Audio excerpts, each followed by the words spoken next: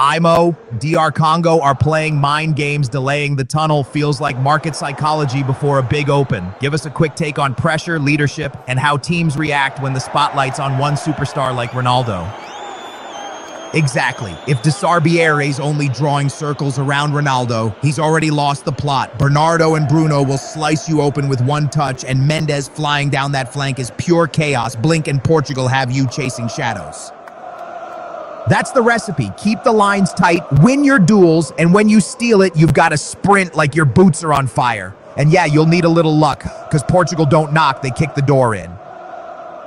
Portugal's ask wall, AT0.77, is finally thinning a bit. Still huge, but that's the first sign sellers are getting absorbed rather than just camping out. Draw liquidity is steady but heavy on the offer, so the market's basically saying Portugal wins unless the game... IMO, Portugal's lineup is stacked, feels like a blue chip portfolio with depth everywhere. How do you price DR Congo's upset chances when the talent gap looks this wide? Totally. When the favorite's that deep, the upset gets priced like an out-of-the-money option. Cheap, but the spread is the hope tax. Dr. Congo only really gains value if chaos shows up early. Red card, set-piece goal, or Portugal... IMO, Portugal's depth is like a blue chip portfolio. World-class starters and even the bench looks like premium assets. How do underdogs like DR Congo hedge against that kind of stacked lineup? IMO, Portugal stacked like a blue chip portfolio, depth everywhere. How do you price a favorite when the paper looks perfect but the market only believes it after the first performance? IMO, Portugal stacked like a blue chip portfolio, favorites on paper, but they've got to deliver earnings on the pitch today. Is it better to play after rivals set the tone or go first and set the market yourself? You can talk yourself into either side, can't you? Play first and set the tone, or play later and feel the heat from everyone else's results. But for Portugal, with that kind of talent, inspiration's nice, pressure's better. Now go prove it on the grass. Draw ask depth keeps swelling. Markets basically buying insurance against a KG00 or 1-1, even if the headline odds don't budge. Portugal's still trapped 8.0.76, 0.77 with that giant sell wall, so sentiment is... Here we go. Every voice in the stadium joining in, and you can see the players' faces tighten with pride and focus. This is that quiet before the storm moment, and in a few minutes, it's all thunder. That draw book is getting crowded on the sell side. Ask Depth Ballooning says traders are bracing for a tight script and fading any early Portugal cruise narrative.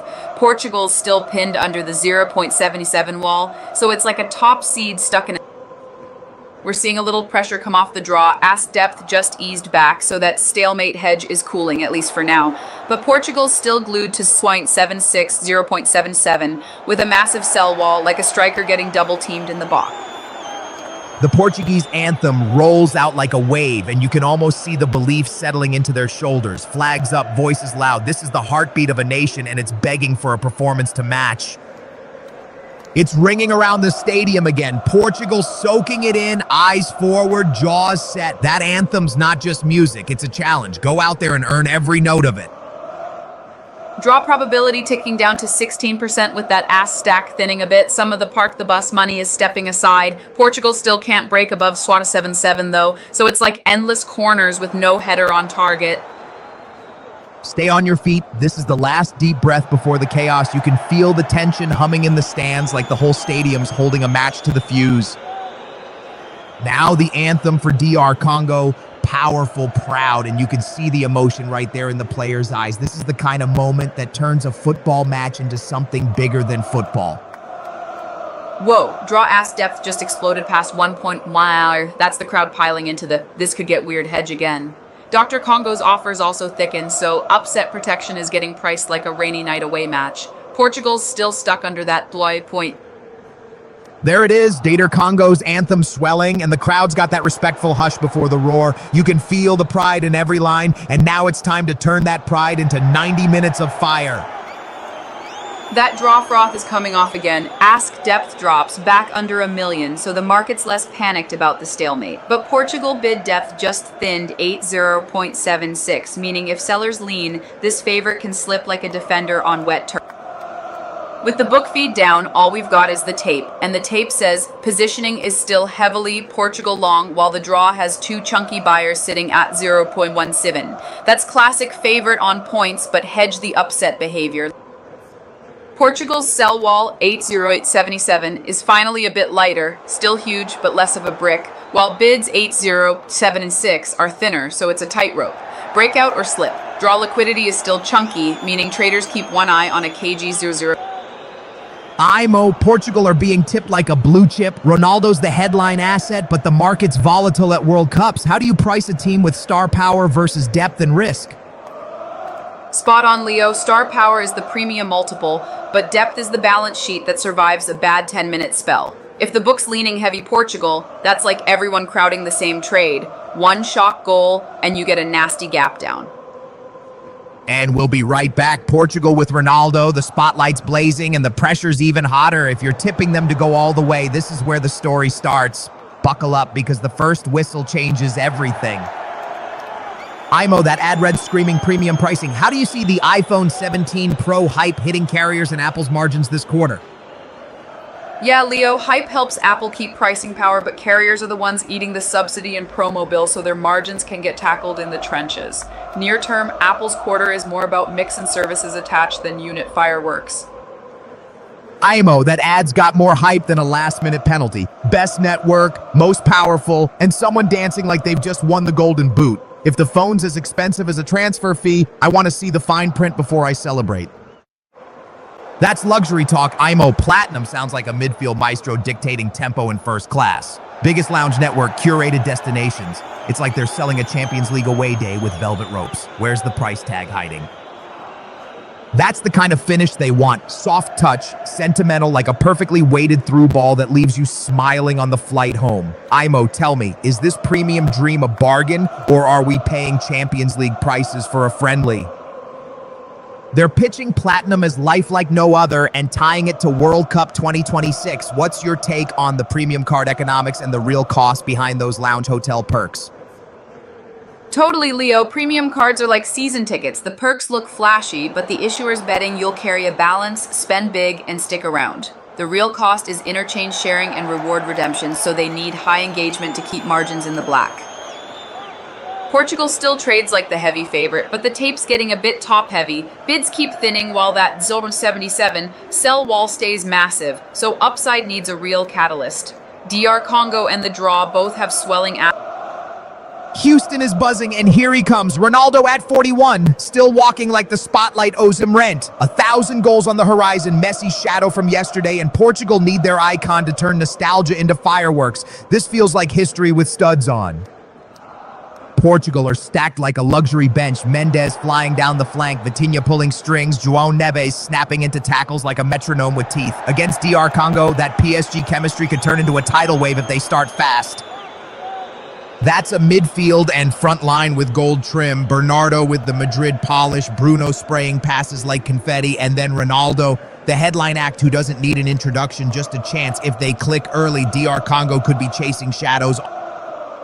DR Congo won't be pushovers. Wan-Bissaka can lock a wing like a padlock, and Chancel Mbemba with 109 caps is pure granite at the back. Portugal may have the stars, but they'll need patience because this defense won't hand out gifts.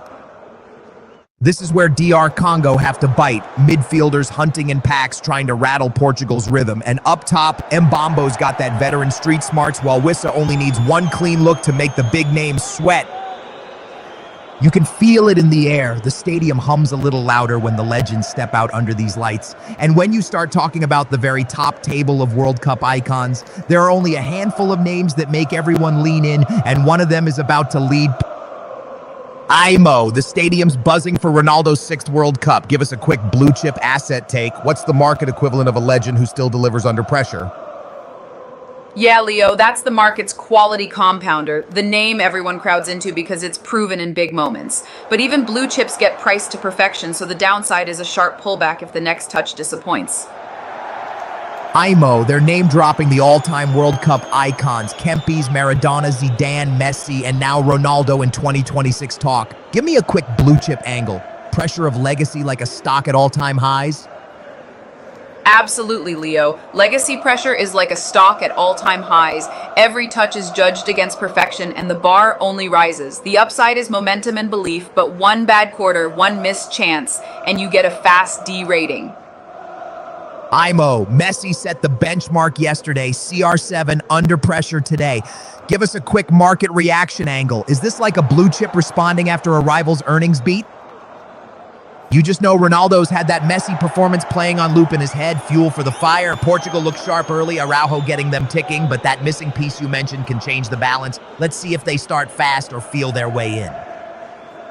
Bruno's the conductor, isn't he? He doesn't just play passes, he plays the whole stadium like an instrument. Neves gives you the metronome, Vitinha the glide, but Bruno's the one who turns a quiet spell into chaos with one wicked touch.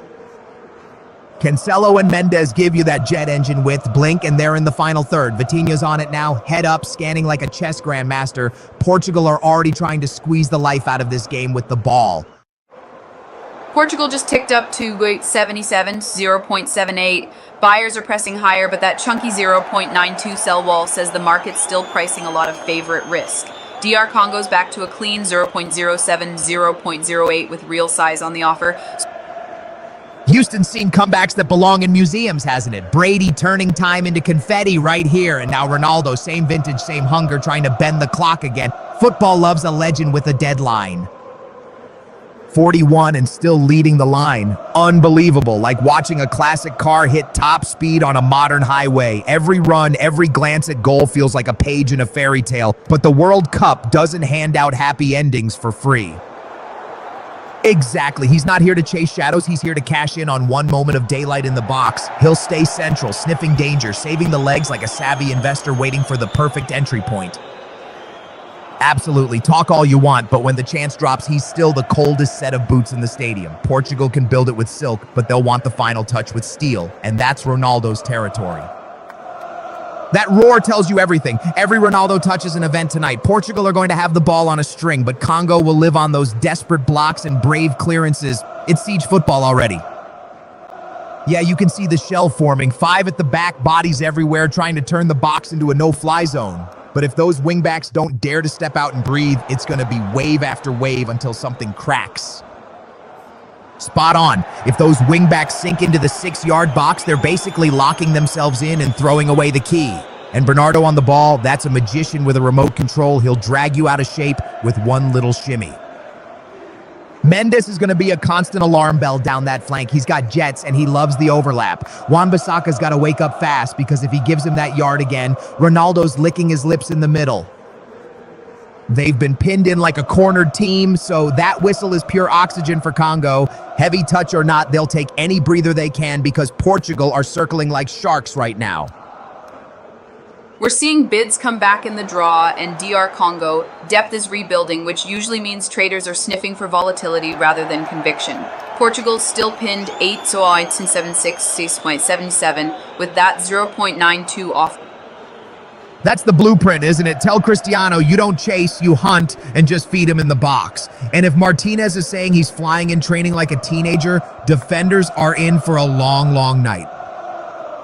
Oh, you know that look, quiet room, but the competitive fire is roaring behind the eyes. Messi lights up the stage, and Cristiano's thinking, right then, my turn, because those two have been trading masterpieces like it's a private auction. Ronaldo teasing with the step-overs, drawing shirts like moths to a flame. He loves this territory. And Bruno arriving on the scene, that's danger with a capital D, because one touch from him and the final ball can slice you open. Ronaldo rolls the step-overs again like he's winding up the crowd and the defenders at the same time. Bruno's hovering in that pocket, give him half a yard and he'll thread a pass like a stockbroker finding a gap in the market. Even without the book, the tape's screaming Portugal crowd trade.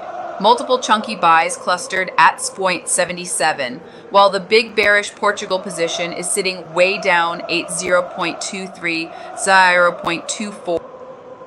That ball zips toward Ronaldo, and Mbemba is across like a closing door. 109 caps. You don't get those by blinking at danger. He's reading it early, stepping in with that old school Premier League bite.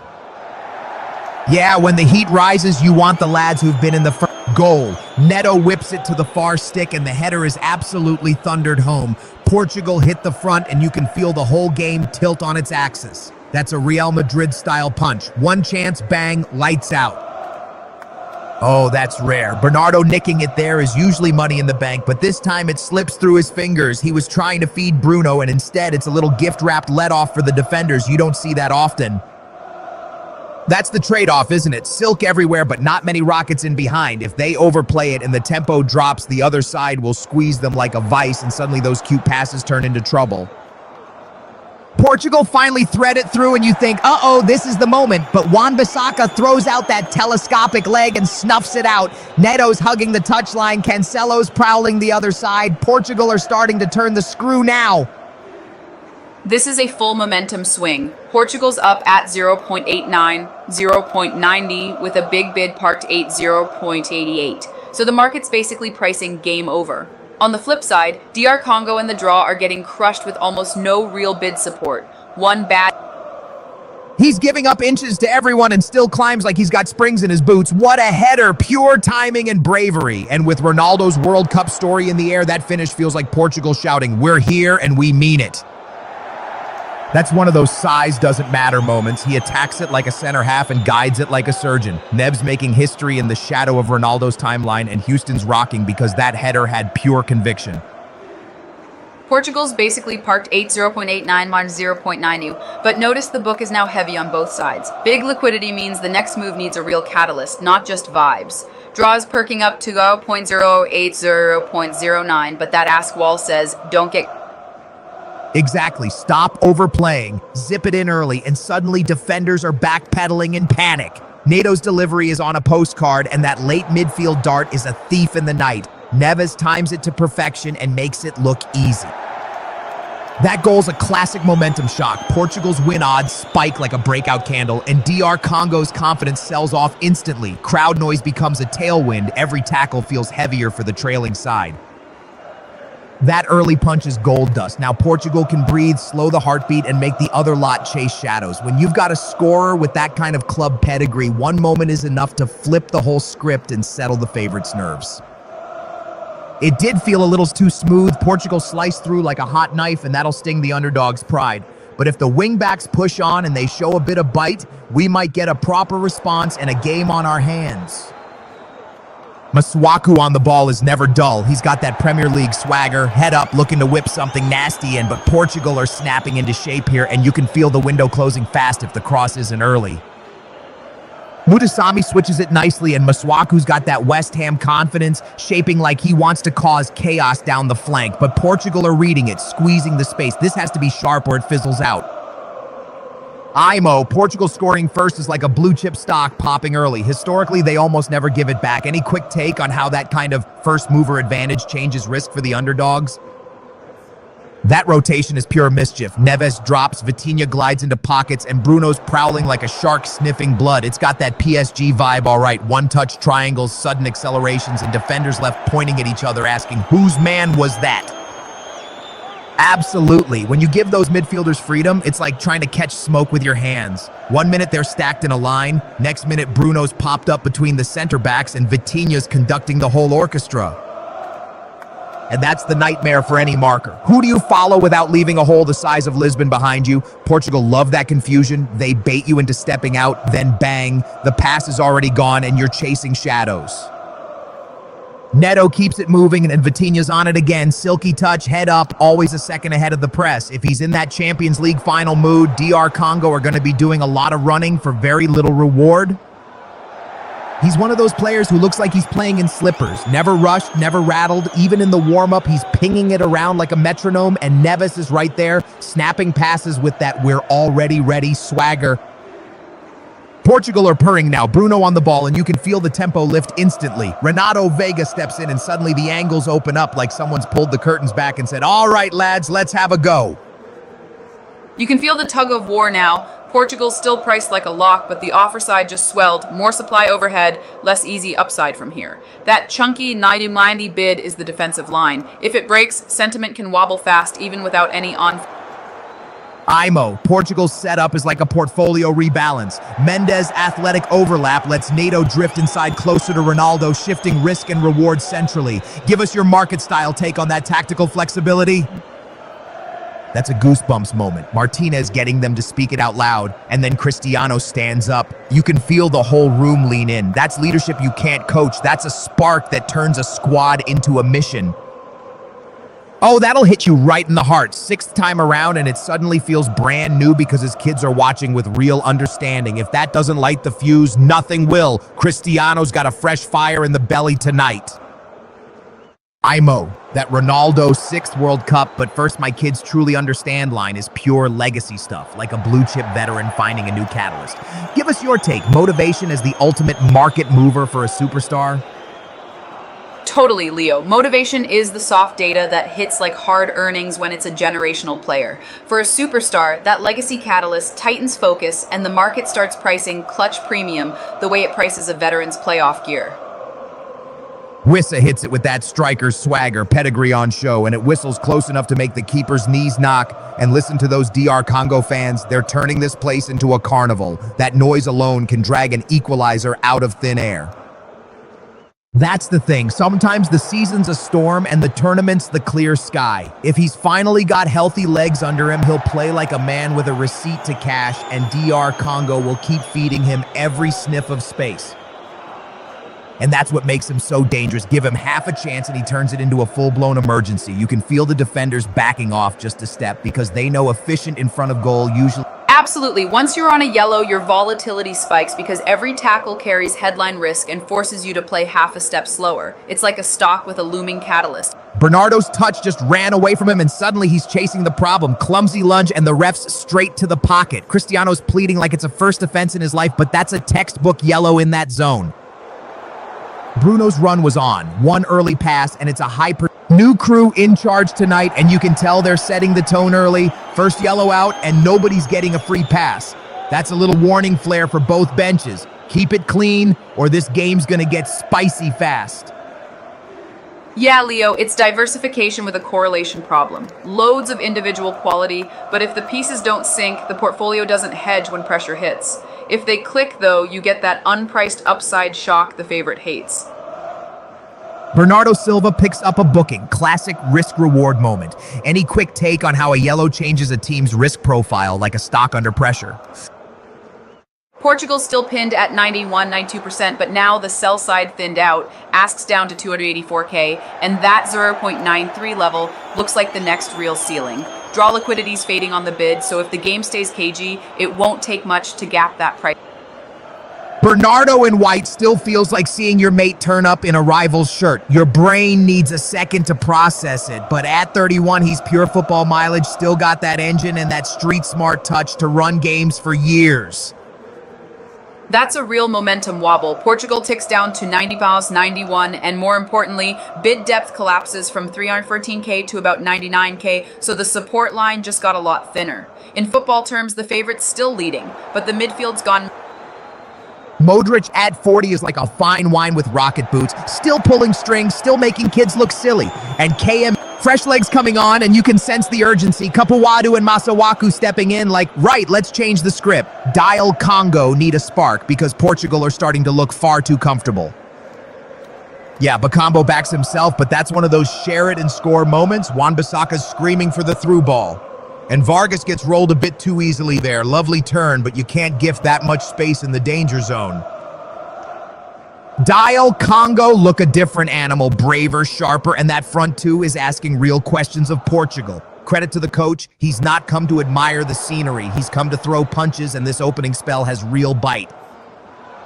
Portugal's back to 92%, and crucially, the bid depth rebounds to 248K. Buyers are stepping back in after that little scare. Draw cools to 7-8, so the market's basically saying control restored, even if the favorite still can't punch through that 0.93 supply wall. Bakambu tries to get clever with the flick, but Mendes reads it like a book and mops up calmly. And up goes the flag, just a fraction too eager on that run. You can't give the assistant that easy decision. Portugal firms up again with the bid, back at 0.91, 0.92, and depth pretty balanced. This is the market re-rating the favorite with steadier hands. But look at the draw. That ask wall balloons to nearly 900K, like a parked bus in stoppage time. Hard. That's the kind of stat that sits heavy on your shoulders. One touch, one finish, and you're immortal back home. Martinez on the touchline will be loving the control, but Dial Congo just need one moment of courage to rip up the history books. Imo Martinez jumping from Belgium's golden generation to Portugal's feels like switching from one blue chip portfolio to another. How do you see that kind of managerial investment paying off under World Cup pressure? Portugal's bid depth just surged to nearly 397K while holding 9.92. Buyers are crowding the favorite like a team protecting a one-goal lead with possession. The upset and draw books are still buried under massive ask walls, so any shock.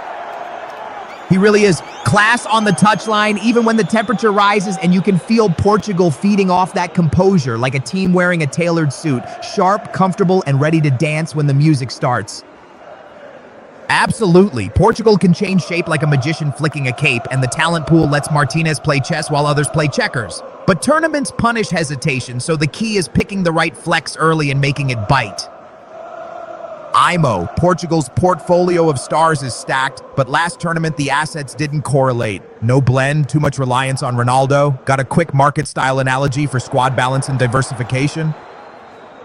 We're seeing a little air come out of the book. Portugal bid depth drops to about 296K and the draw bid depth collapses. So liquidity's thinning even though prices haven't moved. That's a classic quiet before the whistle setup.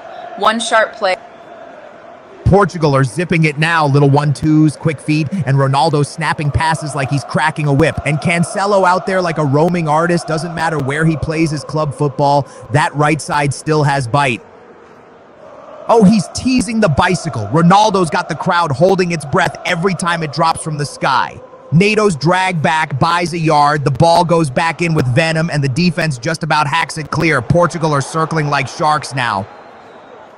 Cancelo's pass is silk, but it's a gift to Wissa, and suddenly Portugal are the ones scrambling. Macau picks it up with that wand of a left foot, long strides eating grass. He's the kind of runner defenders hate, always leaning into trouble. Cancelo times it perfectly, snaps in, wins it clean, and Portugal are back on the front foot in a flash. And keep your eyes peeled, England-Croatia next is heavyweight stuff. Amo will be pricing that drama like a blue chip showdown. That's a small but telling wobble. Portugal ticks down to 0.9091 even as win odds nudge up, which screams microstructure noise and thin liquidity, not a real narrative shift. Draw bids also dry up, so if the game gets cagey early, that market can... What a scramble in the 6-yard box, keeper brave, bodies flying, and somehow they slam the door shut. That vertical ball is the key again, slicing lines like a hot knife. Portugal are finding the cracks, they just need the final punch. Portugal's still priced like a heavy favorite, but the sell wall is getting taller. Ask depth up over 526K while the bid sits around 301K, so upside is capped unless buyers step in with conviction. And that draw book looks like a ghost town. That's top drawer defending. Wan-Bissaka in those 1v1s is a locked door with the key thrown away. You can dress it up any way you like, but nobody wriggles past him. Inspector Gadget legs, telescopic tackles, the lot. He's a nightmare matchup. Every winger thinks they've got him, and then the ball just vanishes off their toe. 1v1, he's ice cold, all timing and patience, like he's waiting for the attacker to blink first.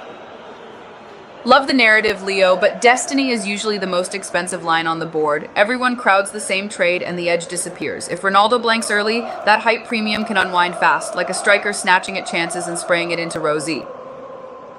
Now you're seeing resistance build again. Portugal's bid depth slips while the ask stack thickens to 369K, so rallies into 0.92 look like they'll get met by sellers. It's that classic late game protect the lead posture. Safe favorite. Absolutely, he feeds off that pressure like it's oxygen. The bigger the stage, the brighter the spotlight, the sharper he gets. Size, speed, skill, and that ruthless mindset. When it's your turn, Cristiano doesn't whisper, he kicks the door in. Mindset is the engine, no doubt. Cristiano's got that never-done switch permanently on, and if Mourinho's got Benfica unbeaten, that's a fortress mentality. Vitinha wearing the 4, he's got to be the metronome that keeps Portugal ticking. Portugal's still the favorite on price, but liquidity just thinned out hard. Bid depth down to 237K, and the top bid weirdly sitting at 001. That's not the kind of support you want in a tight match. Feels like the crowd's still backing the star, but no... Oh, you feel it in your ribs. The moment 7 touches it, the whole place inhales like it's one breath. Defenders backpedal, cameras zoom, and suddenly every pass looks like it might turn into history. Portugal's price is holding, but the sell wall just got heavier. Asks balloon to 426K, and the nearest big offer is up 0.98. so upside looks capped unless fresh buyers sprint in. Meanwhile, the draw is getting a tiny... Portugal's still priced like the heavy favorite, but that 0.93 ask stack is the immediate ceiling. Sellers are lining up right above the market. And look at DR Congo's massive ask depth. Nobody's paying for the miracle. It's parked like a bus in stoppage time. Absolutely. Time's the one defender nobody dribbles past forever, but the greats learn new tricks. Jordan stopped living above the rim and started killing you with footwork and fadeaways. Ronaldo's done the same, trading sprints for timing, angles, and ruthless... Exactly. He swapped the paintbrush for the hammer, still an artist, but now he's painting in the 6-yard box. Those old winger instincts are still there, though. One feint, one touch, and bang, he's on the end of it like a born number 9.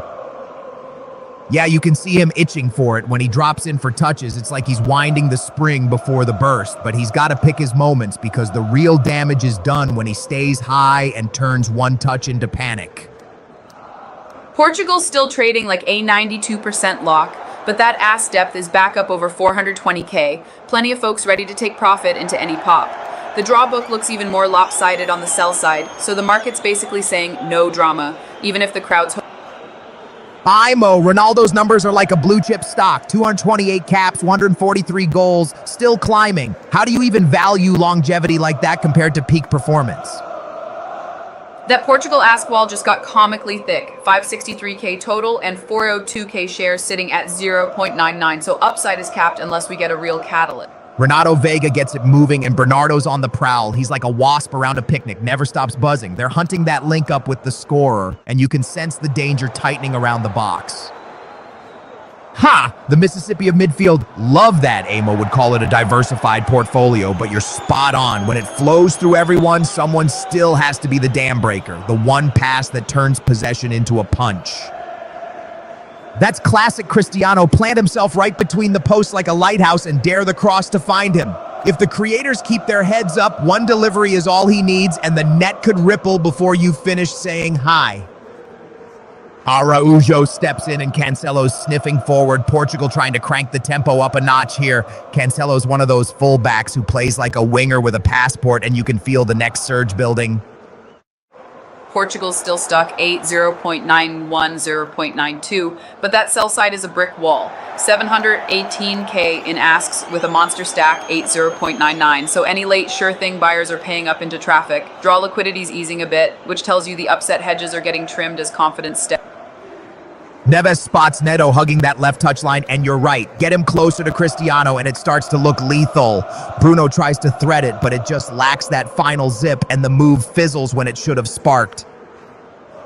Now that's a proper supply dump. Portugal ass depth is pushing $1 million with that 0.99 level stacked like defenders on a last-minute corner. Price says 92%, but positioning says take the win, don't chase the premium. If anything wobbles in game, this... Exactly. Pace is the currency here, and if you've got a runner stretching the line, everyone else suddenly finds room to breathe. Now it's drinks break time, a little tactical huddle in disguise, coaches scribbling, defenders praying, attackers plotting.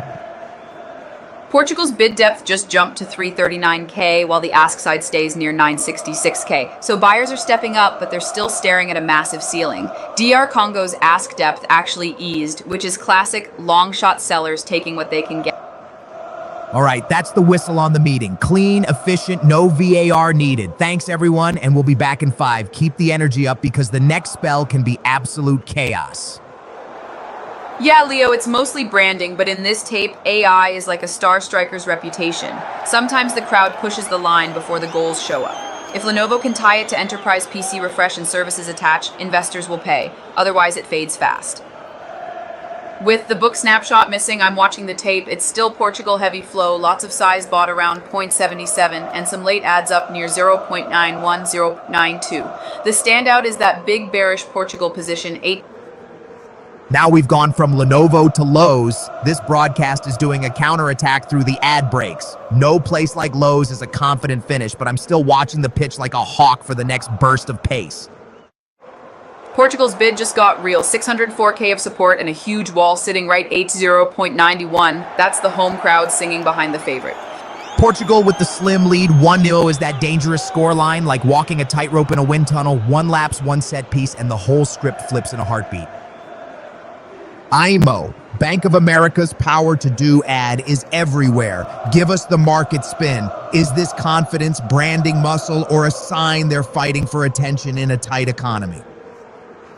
We're back on Fox, and the U.S. are striding in with that swagger from the last result. Shoulders back, tempo up, and the crowd can feel it. IMO, this is like a blue chip rally after a big earnings beat. Momentum's a dangerous thing in football.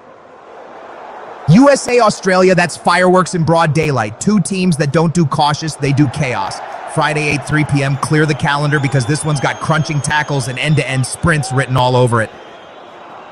Portugal's still pinned at 0.91, 0.92, but you can see the footing soften. Bid depth slipped under 600k while the ask side stays a chunky 1.60 km, so it's more grind than breakout. DR Congo's ask depth ballooning is dead money.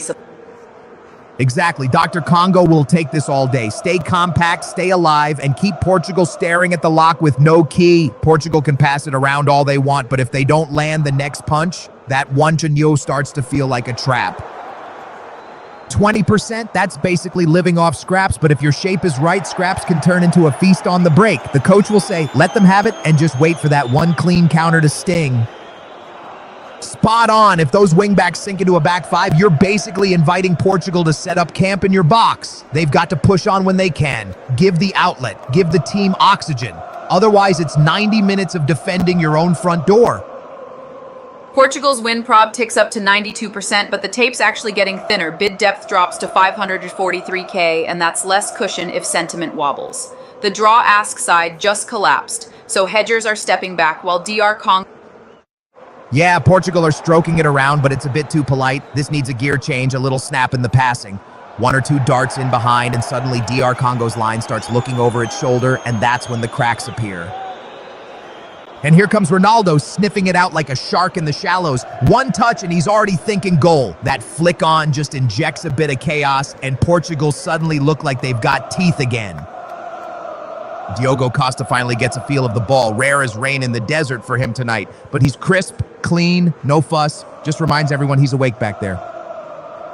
You're not wrong. Portugal's fullbacks are basically wingers with a defensive license. Cancelo and Mendes just purring down the flanks. And that bench, it's like looking at a luxury showroom. Whoever comes on, the level barely drops. Leo, we just saw a weird liquidity air pocket. Portugal still 0.91, 0.92, but bid depth is thin and top bid prints at 0.01, while draw depth also collapses. Can you frame this like a momentum swing / crowd psychology moment in a... That's like a stadium going quiet for a split second. Everyone expects the same rhythm, then suddenly the noise drops and you feel the nerves. Thin bids are a shaky backline. One sharp attack and the whole shape wobbles, even if the scoreline odds look unchanged. That's like a stadium-wide gasp. Price looks steady on the scoreboard, but the crowd's suddenly on tiptoes and the noise drops. One tiny print at 0.01 is a wild miskick in the book. Thin depth means the next real push can swing momentum fast. Nuno Mendes and Vitinha just keep the carousel spinning, and Bruno's trying to slip the dagger in. Portugal probing like a boxer looking for the opening. But that block is brave. They're throwing bodies at it and refusing to blink. Now the draw is waking up, bid jumps to 7 cents and depth firms up, so someone's finally stepping in to make a market. Portugal still looks like the heavy favorite, but that swim by 0.1 top bid tells you the downside air pocket is real if sentiment flips. Ooh, you can see Bruno's eyebrows doing the talking there. He wanted that ball served on a silver platter, not bounced into his shins. Little flash of frustration, but that's the standard he sets. Next phase, he'll demand it again. Bernardo's just rolled that one through like a cheeky nutmeg attempt, and the second it leaves his boot, he's grinning. He knows it's a fraction too cute, and Bruno's sitting deepest, swapping hats like a magician, but the final touch just isn't landing. Draw depth just ballooned, but the top bid slipping back to a penny screams spoofy support. Real money's sitting lower and waiting. Portugal's still pinned at 91.92, yet with that massive ask wall overhead, it's like trying to dribble through a parked bus. Big tell here. Portugal bid depth just got chopped from the 300k range down to about 76k. Liquidity walked off the pitch. Price hasn't moved yet, but that's exactly when you get a nasty air pocket if any bad news hits. Pepe gets the love, but oof, sloppy giveaway there, and suddenly you can feel the air change in the stadium. Portugal have to snap back into shape fast because one loose touch and the counter bites you. Now there's a little danger brewing, Wissa peeling off, teasing that space, and you can see the runners sniffing it in the box. If the delivery's even half decent, Portugal are going to have to defend with their hearts in their mouths. Cancelo to the rescue, hacking it clear, and Neves gets that friendly little bounce. Football's lottery ticket right there. But hang on, that flick has opened a door, and that pass, oh my word, it's been threaded like a needle. That's one of those passes that makes defenders look like they're running in sand. Absolutely outrageous vision. You can hear the crowd gasp because everyone knows one touch after that and it's curtains. Portugal's still glued at 91-92, but the real action is the draw. That top bid stepping up to 6 cents is a sign buyers are getting braver. With those giant 99-cent walls everywhere, this market's playing for penalties, tight range until one headline breaks it.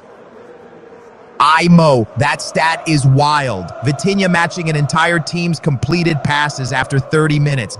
Yeah, Leo, that's a volatility spike, one ugly headline, and spreads widen fast because nobody wants to be the last buyer. The booking is like a margin call warning. Discipline risk rises, and the underdog's upset tail suddenly gets fatter for a few minutes.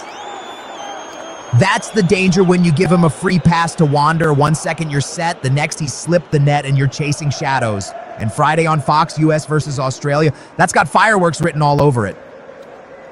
Oh, the buzz is real. After that opener, the US look like they found a rhythm and a bit of swagger too. If they bring that same intensity again, Australia are in for a long afternoon because confidence is a dangerous fuel. They really have. This tournament's got that feeling where the big names aren't just showing up, they're grabbing it by the collar and saying, watch this. And when the whole team clicks like that, it's not just talent, it's a statement. We've got a flashpoint here. Player down, clutching his throat, and Bemba's just been booked. Any quick take on how a moment like this shifts momentum like a sudden market shock? You can see the shock getting priced into the draw. Bid depth bounced back to about 6.8K, and the top bid jumped up to 6 cents, like traders hedging after a scary tackle. Portugal's still 91-92, but that's the market briefly buying insurance. Oof, that's a nasty collision. He's gone down like he's swallowed a whistle, and now everyone's got an opinion. If Neto's just leaning in for the bump and not the ball, you can see why the ref's reaching for the pocket, but it's right on that fine line. Now we're seeing a little wobble. Portugal slips back to 90-91 while draw liquidity thickens. That's the market hedging, like a team dropping into a low block after a yellow. It's not panic, but it's respect for chaos. One set piece, and that 7-8% draw. Here it comes, whipped in with menace toward Ronaldo, and Bemba stands tall to hack it clear, no messing about. You can already sense they're going to keep feeding that area like it's a buffet. Ronaldo's sniffing and the defenders are sweating. Absolutely, you can see the choreography already. Portugal lining up like a well-rehearsed band, and that delivery has a bit of Villa-style mischief to it. If Capuani's fingerprints are on this, expect disguises, blockers, and one moment where the defense just loses. Oh, that's a sweet hit off the boot, but it's bread and butter for Diogo Costa. He's down early and gathers like he's catching a Sunday cross. Ido Kembe had the idea, just not the sting, and Portugal will take that warning shot seriously. And that's the beauty of it. Second tier or not, the lad's having his moment on the big stage, testing a top keeper under the lights. But Costa's basically saying, welcome to the level, and Portugal will want to turn that into control now.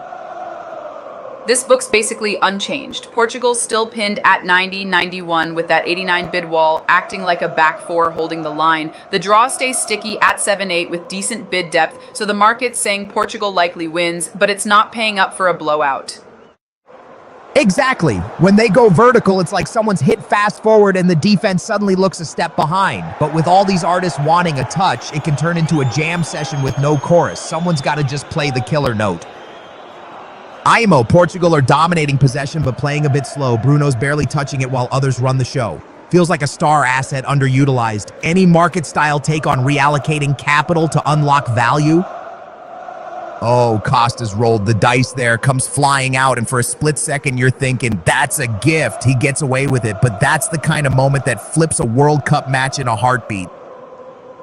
That's a real momentum shift. Portugal ticks down to 89-90, while the draw steps up to 8-9. Markets pricing in this could get sticky.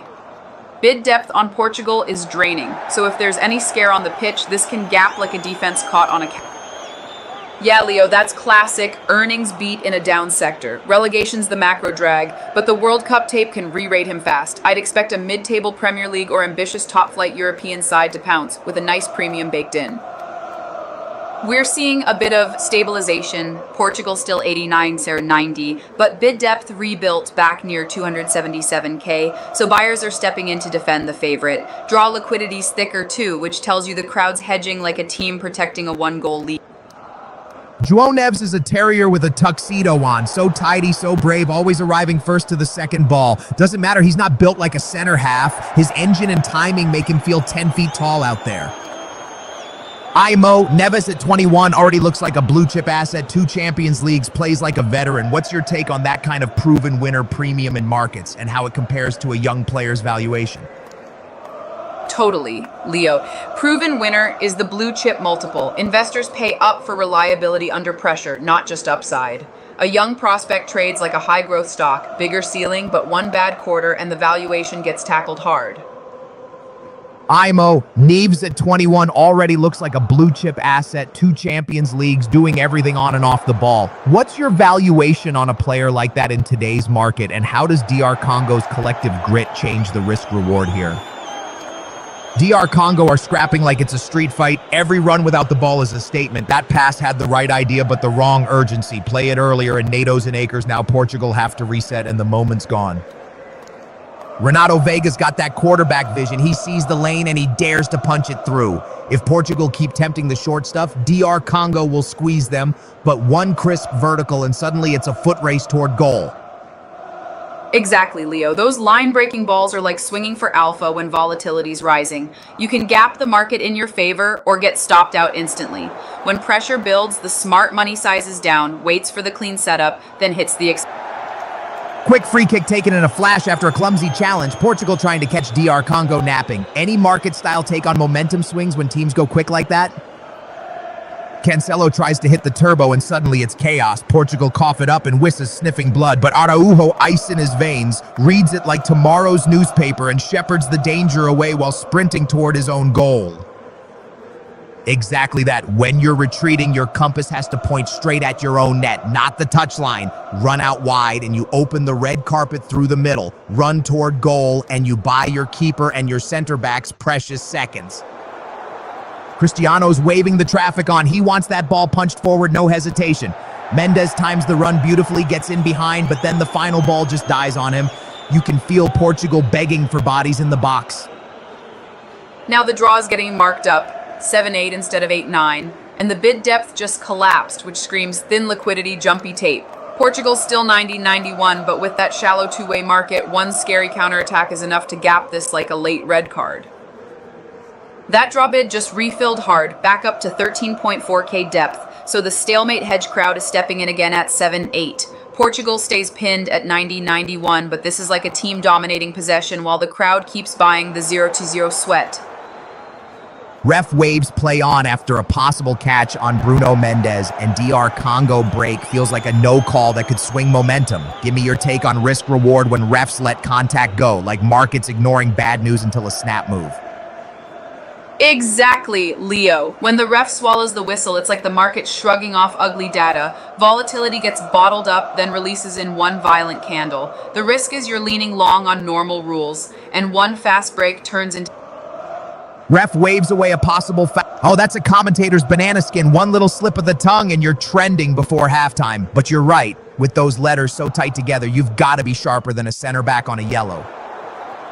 Nailed it, Leo. Those roars are like a headline spike. Emotion first, price discovery second. But buy the dip only works if you've got liquidity and a stop. In a counter, spreads widen and you can get filled at the worst tick. Imo, we're talking DR Congo. Give us a quick market-style angle on momentum and timing here. When to press the advantage and when to hold, like a stock breaking out or stalling. Absolutely. When DR Congo win a couple of duels in a row, that's your breakout attempt, and you press before the liquidity shows up and fades it. But if the move stalls and Portugal reset shape, you take profits and hold the line. No point chasing a dead rally. Imo's winding up for one of those late-night radio classics. Go on then, don't leave us hanging, but keep one eye on the pitch because with transitions this messy, DR Congo could nick something the moment Portugal blink. Absolutely. They've carried a whole nation on their shoulders, and you can feel that pride roaring in every chant. This isn't a cameo. This is a team that's earned its seat at the table, and they're playing like they believe it. That's the kind of road that forges steel. Penalties, extra time, the whole emotional roller coaster, and they still punch the ticket. And the fans, my word, some of them have traveled like pilgrims just to live this moment for 90 minutes. Look at that sea of blue. Those shirts aren't just fabric, they're passports stamped with sacrifice and hope. You can feel the stadium lift when they sing, like the whole place is leaning their way for one big moment. That's the spirit. Two up top, no fear, no parking the bus, just swinging at the champions. If Bakambu and Muiza get one clean break, Portugal will feel that punch right in the ribs. Upset alert, Amo. We're seeing the upset insurance get cheaper. DR Congo's massive sell wall thinned and even ticked down to 0.98 at the top, but price still can't lift off 0.02. Draw liquidity is fading again, so sentiments back. That's a tasty lineup. Chicharito on the couch, you just know the stories will be flying like through balls. Midnight wrap after a day like this is perfect because nobody's sleeping when the World Cup's in town, right? Draw bids are stepping up, top bid up to Saropa 07 and depth north of 12K. So the market's pricing a little more nil-nil grind risk. Meanwhile, Portugal's bid depth is thinning and asks are stacking, like a favorite getting squeezed into their own half for a spell. They've shown up like it's a final every night, stars shining, fans roaring, and the stadium's just humming with joy. 5 days in and it already feels like we've lived a month of drama. Pace yourself because this ride's only speeding up. That draw bid stack is getting sturdier, 12.7K in holding, so traders are hedging the stuck at 0-0 script a bit more aggressively. Portugal's still priced like the clear favorite, but with heavy offers overhead, it's more grind than glamour right now. Yeah, you can feel the legs in that back line, quicker to the duel, sharper to the second ball, and it's strangling the space. And when Ronaldo's been kept on a diet of scraps this long, you know the defending's doing something right. IMO, it's like two PSG lads trading passes in their own little market while the rest of the team's liquidity dries up. How do you see that kind of isolated pairing affecting the whole system when the big names aren't getting touches? Totally. When flow gets concentrated in a couple wallets, price discovery turns into a two-man rondo and everyone else just watches. That usually widens spreads and makes the next real big-name touch hit like a counter-attack, sudden, sharp, and messy. Martinez is drawing it up, but the ink only dries if the big names buy in. And Bruno's been doing the unseen graft, almost playing without the ball today. Sometimes the best midfielders are the ones you barely notice until the moment they pounce. That Nations League run had swagger written all over it, and you don't just lose that overnight. But opening games can be sticky, like boots in wet turf. Once the rhythm arrives, this side can roar into life in a hurry. They're not quite singing from the same hymn sheet yet. Little gaps, little hesitations, passes arriving a beat late. But with this much talent, it only takes one clean sequence, one spark, and suddenly the whole machine starts purring. Neto buzzing closer to Cristiano could be dynamite, those darting runs in behind, while Mendes just owns that entire flank like it's his personal runway. And now you can feel it building here. One loose touch, one nicked ball, and suddenly it's panic stations for the back line. That's the bit you love. He coughs it up, then sprints back like his life depends on it. Proper team first mentality. And at the break with that panel coming up, you know they'll be sharpening the knives if this doesn't click in the second half. Nuno Mendes is an absolute specimen. He eats up grass like it's nothing, up and down all day, power and pace in one package. You watch him in a foot race, and it's like everyone else is running in sand. Honestly, you'd struggle to name many. Mendes is built like a sprinter, but plays like a winger and defends like a fullback should. He's got that rare engine where you blink and he's already 30 yards further up the pitch. At 23, that's the scary part. He's not even at his peak and he's already locking down that left side like a bouncer at a nightclub. If PSG really have Hakimi and Mendes as the bookends, that's like having two express trains on the touchlines. Even with the book missing again, the big order map hasn't changed. It's a crowded long Portugal trade, which means upside can get capped by profit taking. The one standout is that huge bearish Portugal ticket, 8.24, like a keeper waiting. Exactly. Mendes can be the entire left flank by himself, and that frees someone to stay tight to Cristiano like a shadow in the box. And if Cancelo's wriggling out of pressure, you can feel the danger building. One sharp pass, and it's chaos. Vitinha just glides, doesn't he, like he's on skates while everyone else is in work boots. He takes the sting out of the press with one touch, then pings it on like he's got an extra second in his pocket. Imo, that standing still moment. Capuani planted like a blue chip stock and Cancelo couldn't shift him. Give us a quick market style take. Is that smart risk management or just getting lucky under pressure? Spot on, Leo. Capuani looked like a defensive fund manager parking the bus and forcing Portugal to pay up for any breakthrough. It's smart risk control until one clean through ball turns it into "you were just lucky," and the price gap's fast. Oh no, he finally gets it wide and the cross cannonballs straight into his own man. That's a move you only see when nerves are jangling. Dieter Congo had a little spark there, but it fizzles out in the most painful way. Portugal's bid depth just refilled from that earlier dip, back to 324k, so buyers stepped in like a team settling after a shaky 5 minutes. But the sell wall 80099 is still massive, so this stays a grind unless we get a real catalyst. That whistle feels a bit featherlight, doesn't it? Cancelo's bought it like a seasoned pro, but you're right, the defenders got nowhere to disappear to, and in that split second, the refs decided contact equals trouble. Absolutely, sometimes defending is just controlled chaos. Make it awkward, make it messy, make them feel you. If you can't nick it clean, you block the route and buy your team a breath because these technicians will slice you open otherwise.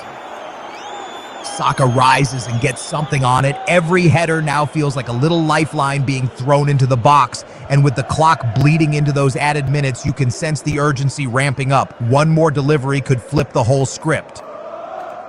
Imo, Portugal only 2 shots, but leading via a headed goal. Feels like a market where volume's low, but one big trade moves everything. How do you read that kind of efficiency under pressure? Now that's real support. Portugal's top bid is sitting up at 88, basically a keeper planted on the goal line. Price hasn't moved, but the market's saying we'll defend this lead, even with that huge 0.99 sell wall looming. Exactly. Too much to feet, too polite. Everyone checking in like it's a meet and greet. You need a Leao to grab it and burn past someone, or Felix to play with a bit of bite, because if everyone comes short, nobody threatens in behind. That's Tuchel laying down the law. No passenger seats, just a squad that fits the plan and fights for every inch. Big names can sulk at home if they don't balance the team, and honestly, that kind of ruthlessness can win tournaments. Imo, Tuchel's best squad over best names feels like portfolio construction, diversification, and fit over star stocks. How do you see that trade-off? And does Martinez's buy the blue chips and figure it out approach ever beat it? Imo, Tuchel's best squad, not best names, feels like portfolio construction, diversification, and fit over star picks. Quick take, does that ruthless selection mirror cutting underperforming stocks even if they're famous? Yes, that's exactly it. Name recognition doesn't pay the bills, cash flow does, and Tuchel's cutting legacy holdings that don't fit the system. Markets reward that discipline over time, even if the fans boo like I do when my picks whiff. Corner coming, and you can feel the pressure cooker hissing. Masuaku's been immense, just snapping into tackles like a mousetrap. That block takes the sting out of it, though. Without real power, it's more a scare than a scar. Draw liquidity's improving, ask depth there keeps draining, so that 10% is getting a bit more tradable if chaos hits. Portugal's still priced like the favorite, but with that giant Mike 99 sell wall, it's like trying to... They're absolutely alive in this, only a goal down, and suddenly you can smell belief in the air. 2 corners on the bounce, big bodies charging in. This is the moment where one clean header can flip the whole story. Absolutely. Late corners are like an earnings headline in the last minute. One bounce and the whole probability curve reprices instantly. With everyone leaning long the favorite, that set piece is the classic short squeeze trigger if it lands. Imo, stoppage time corners piling up, and now an injury. Feels like late volatility in a market. Give us your take on how momentum swings like this can spook a defense into mistakes. Yeah, that injury is the trading halt nobody wanted. Rhythm breaks, nerves spike, and the next restart. That's a straight-up earnings surprise. One set piece and the whole probability curve re-rates in seconds. Suddenly, Portugal's safe position gets margin called psychologically, while DR Congo turns into a breakout trade with FOMO and chaos premium. Here it comes. 3 center halves prowling like skyscrapers in the box, and Portugal are clinging on by their fingernails. One good delivery and it's chaos because that danger man lives for these scraps. This could be the twist before halftime. Now that's a proper repricing. Portugal's still tagged A9% on prob, but the tradable price just slid to 0.65096, like the market saw a wobble and yanked liquidity. Draw jumping to the mid-20s tells you fears back in the stadium, and Maswaku over it. If he whips that in-swinger, it's like throwing a boomerang into a crowded room. Anything can happen. Portugal have to win the first contact because one flick and suddenly it's panic stations at the back post. There's the post-goal reset. Portugal's implied drops to the high 60s. Yep, that's a pure sentiment rip, like a tiny stock printing a surprise profit and suddenly everyone believes the story. That's the microcap finally landing its first big contract, one print that changes the narrative and drags in momentum money. It doesn't guarantee the win, but it forces shorts to cover and makes everyone re-rate the upside in real time. Portugal's still the favorite, but the key tell is liquidity. Big real bids now parked around Deutsch 6-4, so buyers are defending like a back four under pressure. Draw demand is firmer too, and DR Congo's price is tight. Any second punch and that 7-cent. IMO, DR Congo have just scored their first ever World Cup goal. Nationwide euphoria. Give me your market reaction take. What does a moment like Portugal thought they'd steadied the ship, and then bang, DR Congo land a punch right before the whistle. The stadium's rocking like it's got a heartbeat, and you can see Portugal's faces. Not like this, not now. IMO, DR Congo just scored their first ever World Cup goal. Nationwide euphoria. Give me a quick market reaction analogy. What's the equivalent of a debut goal like that in stocks? Now you're seeing the defend the lead behavior in the book. Portugal's bid depth has thickened a lot, but the ask wall is still huge, so upside is capped unless fresh buyers step in. Draw liquidity is rising at 0.260. IMO, this is a proper market shock. DR Congo just nicked one against Portugal on halftime. Give us the blue chip wobble angle. How do favorites react when the underdog spikes like this? Yep, that's the blue chip getting hit with an earnings miss at the bell. Still fundamentally strong, but the crowd suddenly smells vulnerability. Favorites often overcorrect tactically, and that's when the underdog trade gets momentum and the drop. Yep, that's a volatility halt. Everyone freezes, spreads widen in their heads, and nobody wants to be the last buyer before the ruling. When play resumes, you often get a violent repricing either way, and the team that keeps shape wins the first duel. Absolutely. Portugal's the blue chip that's usually a low vol dividend payer, and suddenly it's trading like a meme stock after a headline. When the favorite wobbles, the underdog penny stock gets a liquidity rush, and the draw becomes the defensive rotation. We're in the red zone now, stoppage time where legs go heavy and minds go light, and that's when chaos loves to visit. If there's a late twist coming, you can feel it humming in the air like a loose power line. Deep into stoppage time, and you can sense the nerves snapping like guitar strings. One moment of madness and the whole match flips. Somebody's about to roll the dice here, and the crowd's holding its breath like it's underwater. VAR drama. Goal given on the pitch but under review. Feels like a market halt moment. Give us the trading suspended analogy and what pressure does to teams here. IMO, VAR's got the goal on trial here. Talk to me about pressure moments like earnings calls. One decision swings everything. Also, stolen Butterfingers sounds like a sponsor scandal. IMO, that's the kind of sponsorship pitch that hits like a counterattack, straight through the middle and into the net. 1 million on the line, and suddenly everyone's going all in like it's stoppage time with a corner to defend. Oh, he fancies himself here. Can I kick it? Like it's a playground, but this is a World Cup cauldron. If he catches it sweet, it's fireworks. If he miskicks, it's comedy gold and a gift for the other side. Where are they? I want the drums, the flags, the roar that shakes the camera lens. Ultras, wake up and turn this place into a storm. The players feed off that noise like oxygen. Give them something to breathe. IMO, that food that fuels you pitch is everywhere. Post-workout, epic flexes, win streets. Sounds like a brand trying to IPO on pure vibes. What's the market angle on these performance food sponsors flooding football? Chipotle sliding in like a late substitute. Real food, real fuel, trying to change the tempo. And that waiting room line, woo, sounds like a manager ready to press high and start yanking momentum back by force. Just the cleaning, famous last words, like saying it's a simple back pass and then it bobbles under your boot. In and out, easy peasy until the whistle blows and suddenly you're in a full-on battle in the trenches. That's a proper collision of worlds, dentist drama on one side, insurance bundling on the other, like a dodgy VAR check cutting into a counterattack, and abnormally large tonsils comes in out of nowhere. Mate, that's a medical long ball into the box. IMO, we've got a no one should be on the set moment. Feels like a sudden security breach or production chaos. Give me your take. PR risk, brand impact, and how markets react when a live shoot goes off script. Chaos in the studio, someone's sprinting into danger and everyone's shouting back up like a last-ditch defensive line trying to hold. This is the kind of moment where one wrong step and the whole set collapses like a shaky back four under pressure.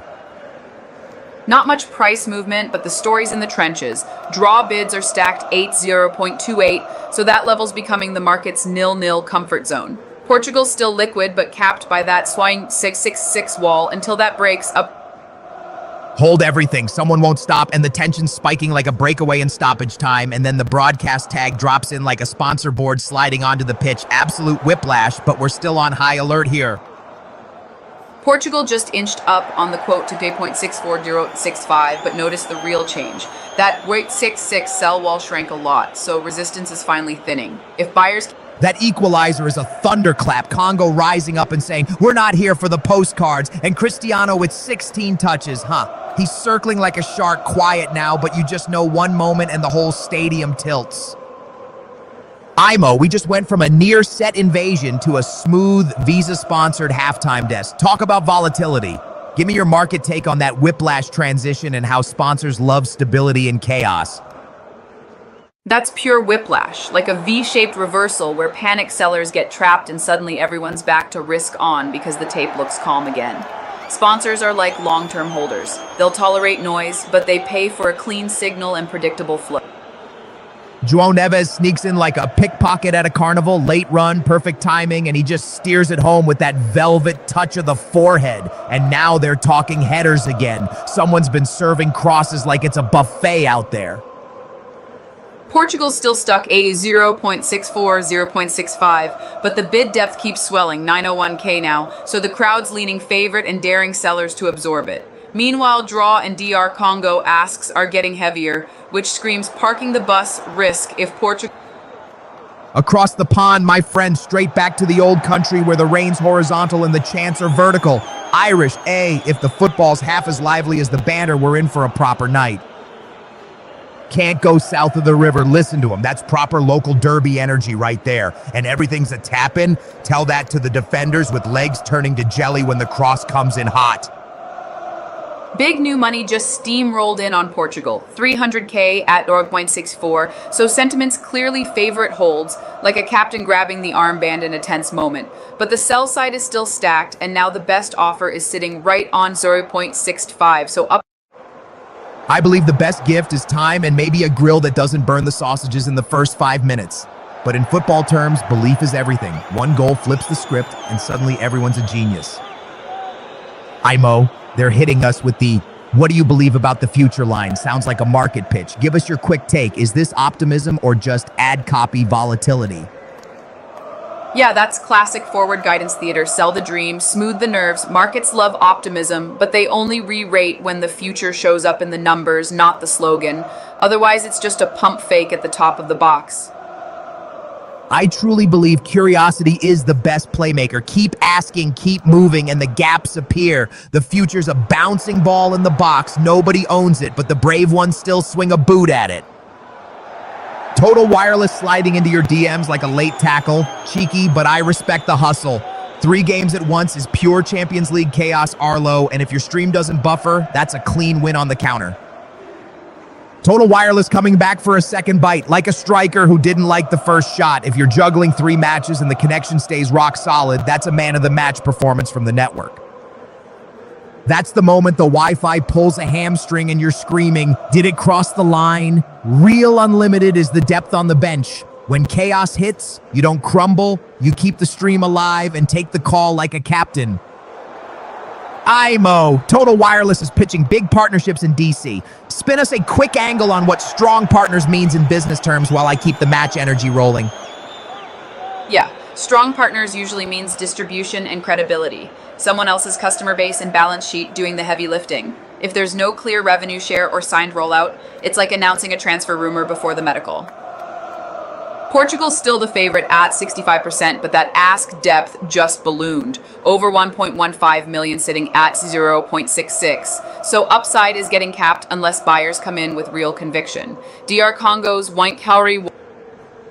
That's a proper partnership, Amo, like a rock-solid center-back pairing. You don't notice it until it saves you. And those fans pushing Nissans to the limit, that's preseason grit, lungs burning, legs shaking, but the badge on the chest keeps you moving. That's the sales event counterattack. Quick, direct, and suddenly you're in on goal. If you're a well-qualified buyer, this is the moment to pounce before the window slams shut, because those winning offers don't hang around like a friendly. 0% APR. Now that's a clean sheet for your wallet. No interest sneaking in at the back post, and a Sentra at that price is like a tidy little playmaker. Not flashy, but it gets the job done week after week. Giant knows the home crowd. IMO, they're throwing around 0% APR and starting at $22,600, like it's a last-minute winner. Give us the money angle. What's the catch, and how should viewers read these offers? IMO, they're pitching "This is home" with World Cup viewing. How would you tie that kind of emotional branding to consumer confidence and spending right now? Totally. This is home is a comfort trade pitch. When people feel secure, they spend on experiences, food, and upgrades instead of hoarding cash. It's like a crowd singing before kickoff. Confidence lifts the whole stadium and wallets loosen.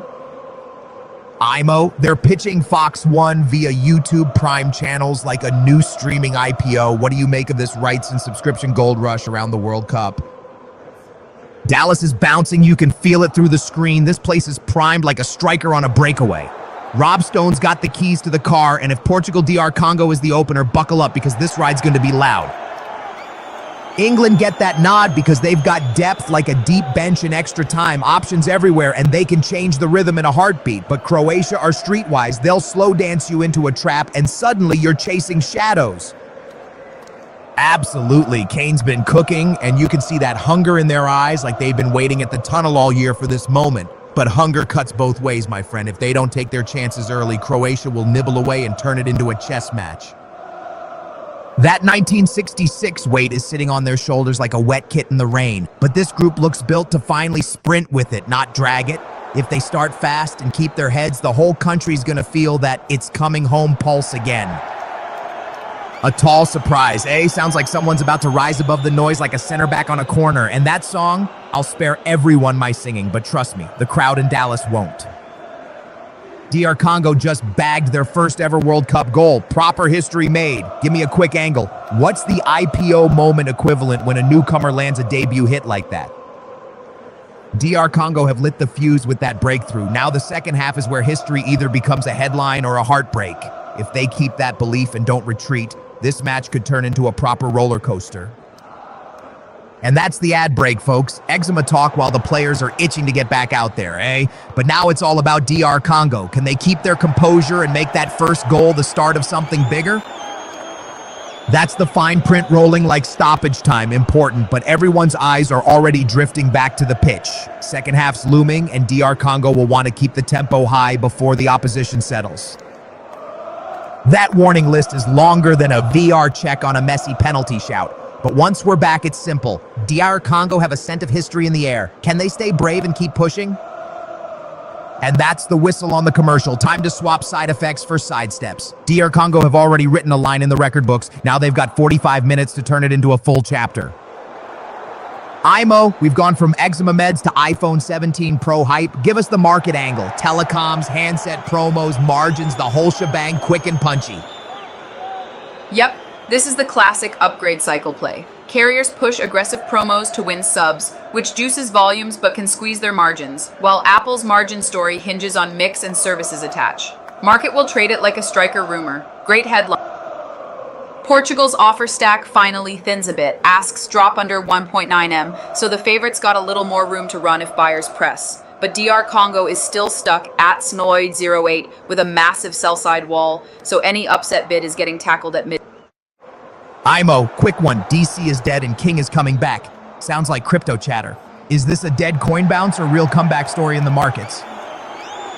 Yeah, that's pure crowd psychology. When the timeline declares something dead, you often get a reflex bounce as shorts cover and bargain hunters pile in.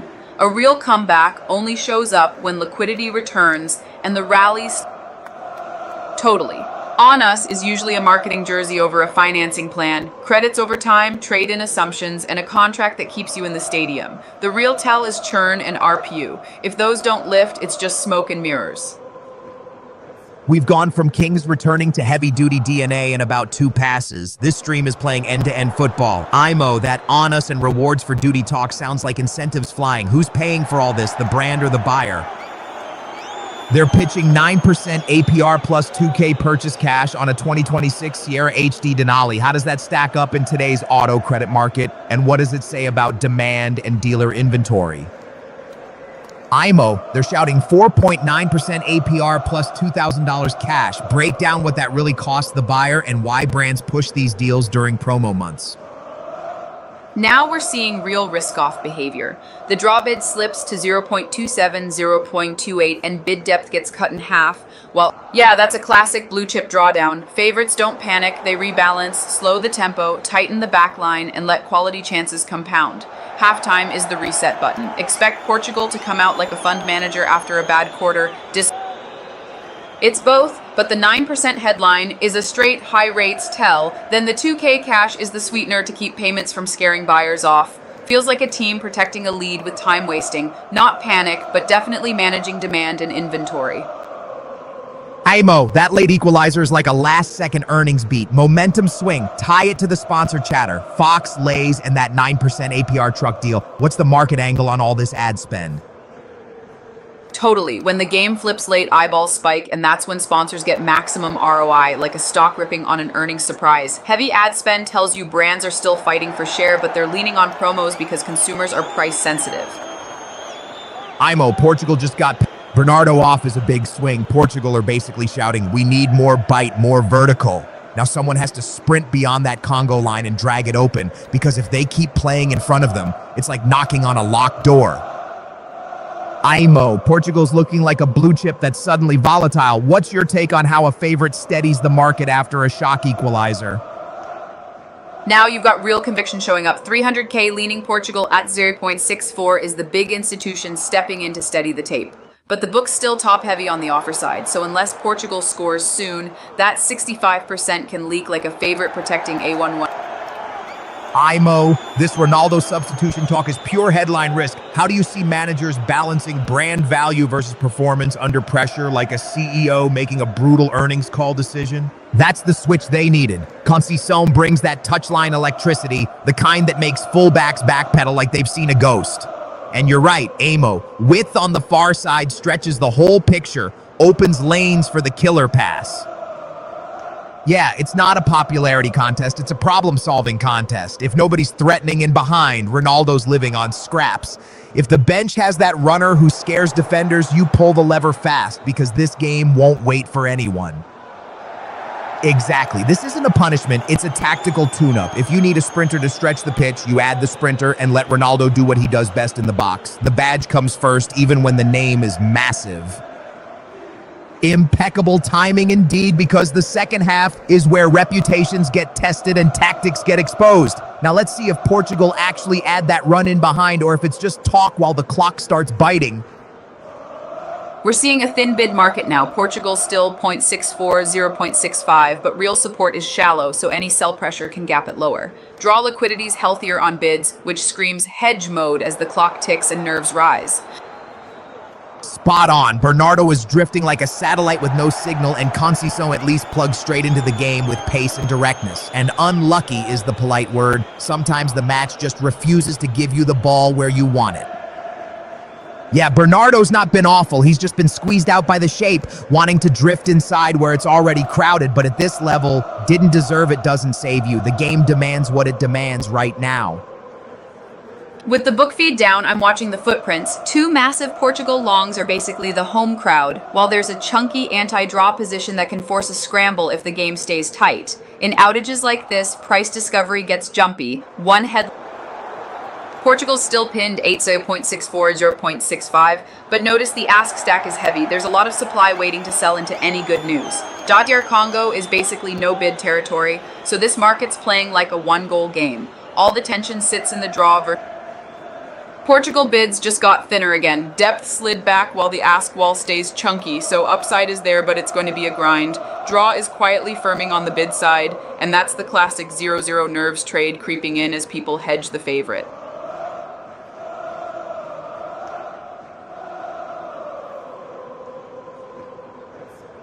With both the book and prints dark, this turns into a momentum and headlines market. Spreads can widen and you'll see knee-jerk moves on the first refresh. If you're positioned, it's like defending a one-goal lead in stoppage time. Don't assume liquidity will... That draw book is a red flag. Bid depth collapsed to basically nothing, so one decent sell can knock it around like a loose ball in the box. Portugal ticking down to 0.63, 0.64, with shrinking bid depth says confidence is wobbling, while DR Congo is...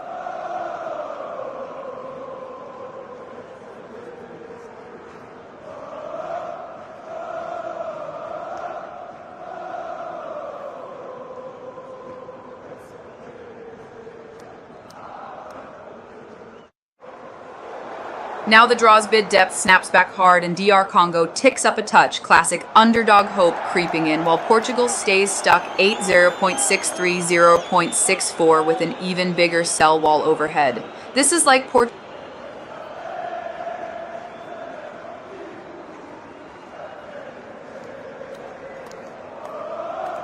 Draw probability ticks up and the spread holds 0.228 to 0.29, but that top bid sitting down at 0.01 screams phantom support.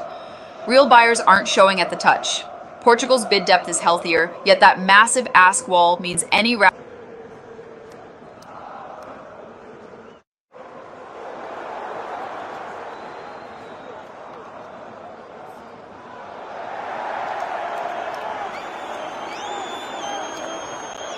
big shift. Draw liquidity just vanished again, and Portugal bid depth cratered, so this market's getting jumpy and easier to push around.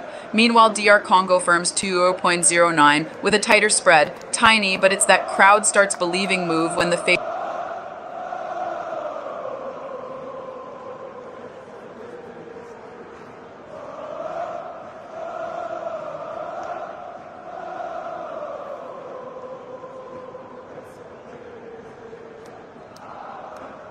Portugal just slipped a full tick to 0.62, 0.63, while the draw grinds higher to 0.29, 0.30. Money's rotating from easy win into this could get messy.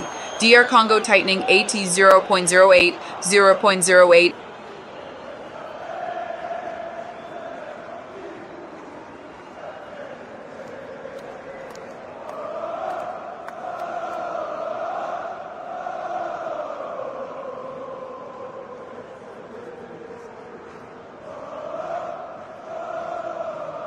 DR Congo bid depth just fell off a cliff, so that 0.08 print is basically a mirage. One seller and it's back to pennies. Draw liquidity also cooled, while Portugal holds 0.62, 0.63 with the same big overhead supply.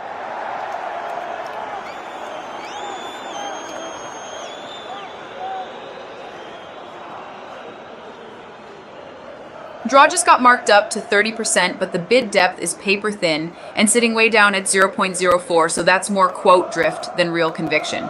Portugal's still the favorite, AT 0.62, 0.63, yet with that giant 0.6.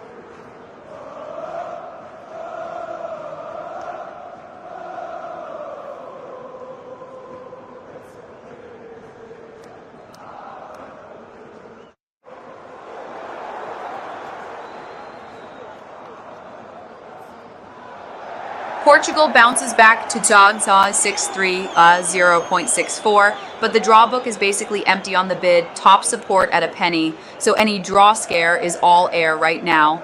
DR Congo still has that heavy offer stack, so upside there looks like a breakaway with no...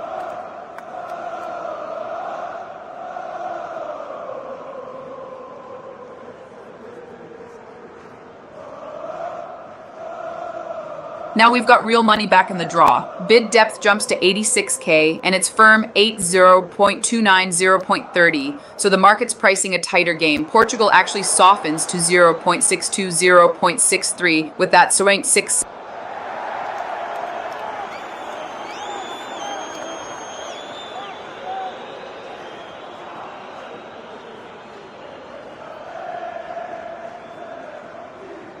That draw bid just evaporated again, depth back to a few grand, so the tight game narrative got yanked like a bad VAR call. Portugal steadies 8 sulkwise 6.3, 0.64, and the ask side thins out a lot, but that 0.66 wall.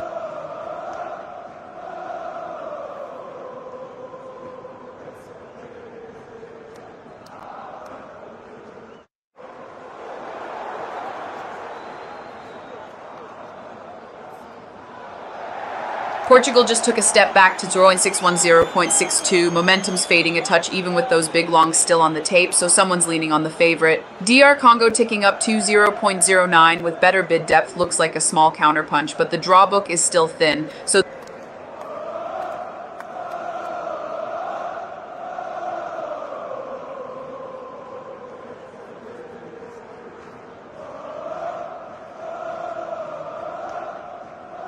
that's a real sentiment swing. Draw bids are back in size, 65k depth, and price lifts to 0.30 or 0.31, so traders are hedging the favorite hard. Portugal stays pinned 8, 0.61, 0.62, with that 0.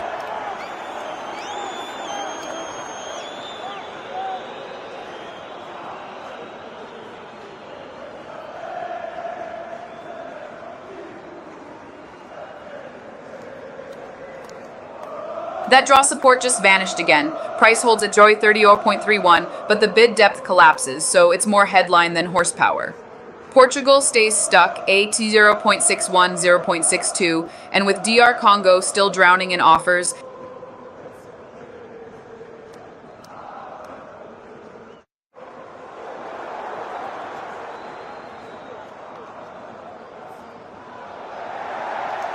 big flip back to the favorite. Portugal jumps to 0.65, 0.66, while the draw gets sold down to 0.26, 0.27, and DR Congo slips to 0.06, 0.07. But notice the Portugal bid depth is light. This feels like a quick counterattack on thin.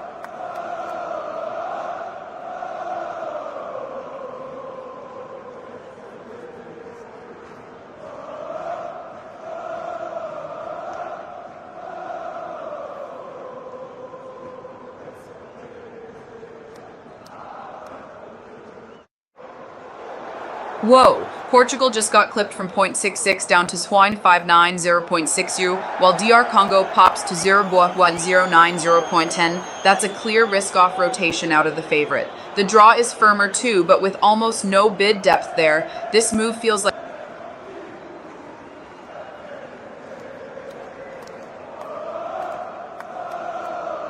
Portugal's trying to stabilize AT 0.60 or 0.61, but the real story is DR Congo creeping up to 0.10, 0.11. Underdog money is back on the pitch. With draw liquidity still skinny, this looks like traders fading Portugal rather than genuinely buying.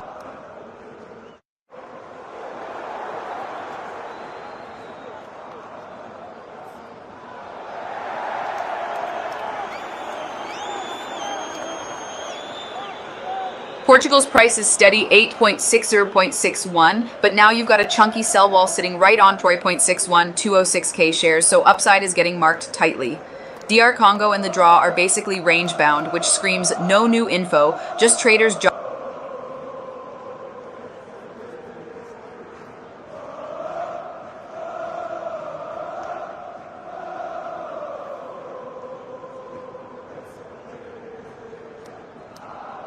Now that's a liquidity change. Draw bid depth explodes to 81k and Portugal bid depth to 172k. So buyers are finally showing up with real size.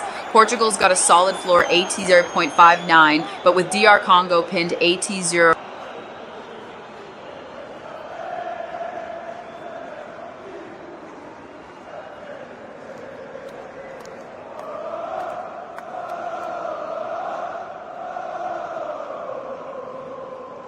Portugal ticks down a hair to 0.59, 0.60, and that tells you the market's still respecting the draw risk with that big bid sitting under it.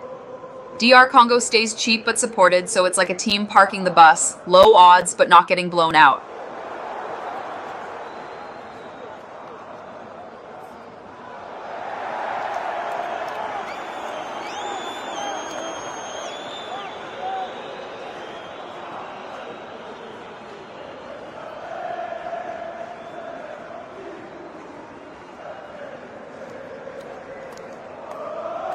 Draw is getting the love, up to 0.33, while DR Congo liquidity thins out hard on the bid. So the upset trade is losing sponsorship. Portugal holds 0.60, 0.61, but this is the market pricing. Portugal wins, just not comfortable.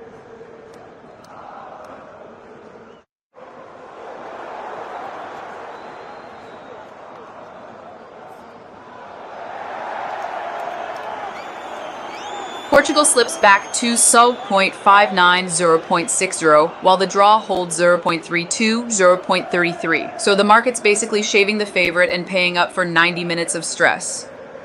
DR Congo's still stuck in the cheap seats with thin bid depth, meaning nobody's really backing the upset.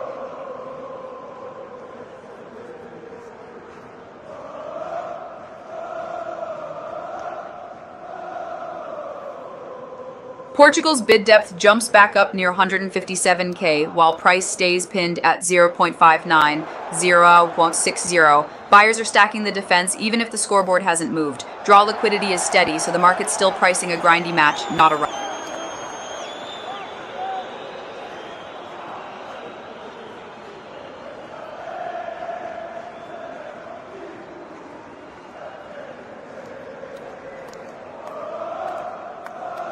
That's a real momentum swing. Draw pops to 0.33, 0.34, and Portugal gets marked down to 0.58, 0.59, so the crowd's leaning into stalemate risk. Big tell is that chunky Portugal bid parked 80.57.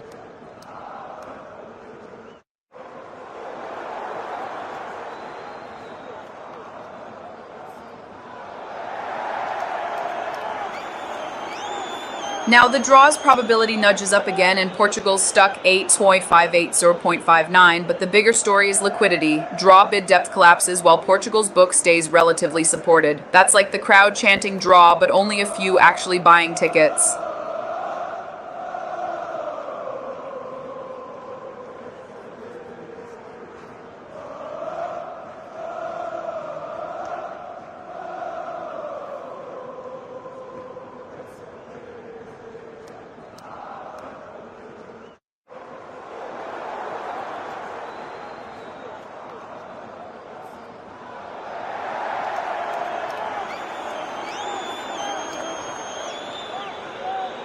Liquidity just fell off a cliff on DR Congo and the draw. Bid depth is basically a puddle, so any decent market order can jolt price like a deflected shot.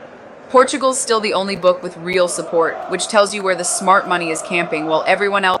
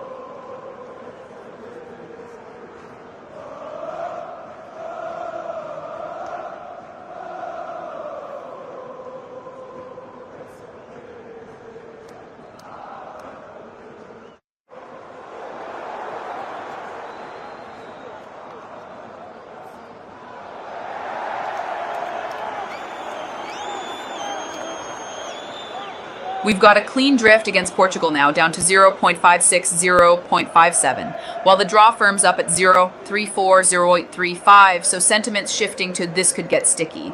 And Portugal bid depth is thinning, meaning the backline support is retreating. With the book snapshot missing, I'm watching the tape. The big Portugal longs are still the headline, but you've also got meaningful bearish Portugal positioning sitting there like a hedge fund parking the bus.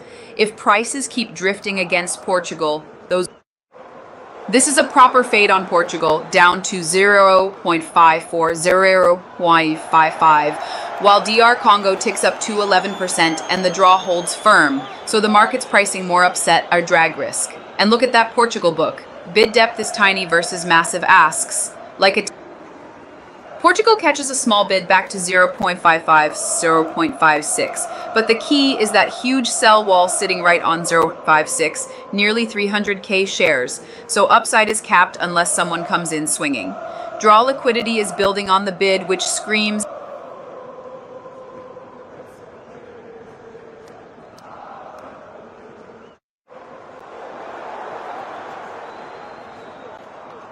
Portugal slipping again to 0.54 while the draw creeps up to 37% with a chunky bid parked at 0.34. Markets basically saying this is going the distance.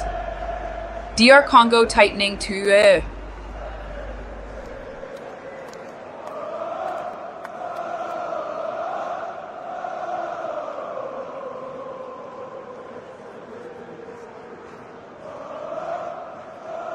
Portugal's now 0.52, 0.53, and the draws up at 0.37, 0.38. This is the market leaning into a grind, not a comfortable favorite win. The draw bid stack around 0.34 is like a midfield press. It keeps absorbing selling and forces Portugal.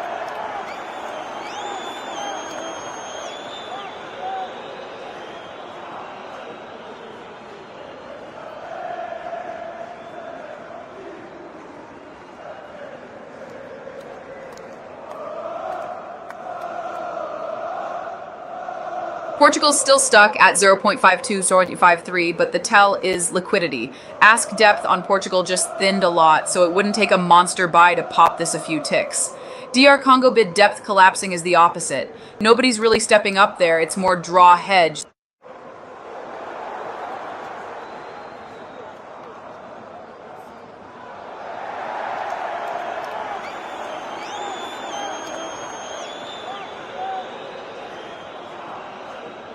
Draw keeps grinding higher to 0.38, 0.39, while Portugal can't lift off 0.52, 0.53. Classic, favorite has the ball but no shots on target pricing. DR Congo leaking to 9% tells you the upset money's backing off.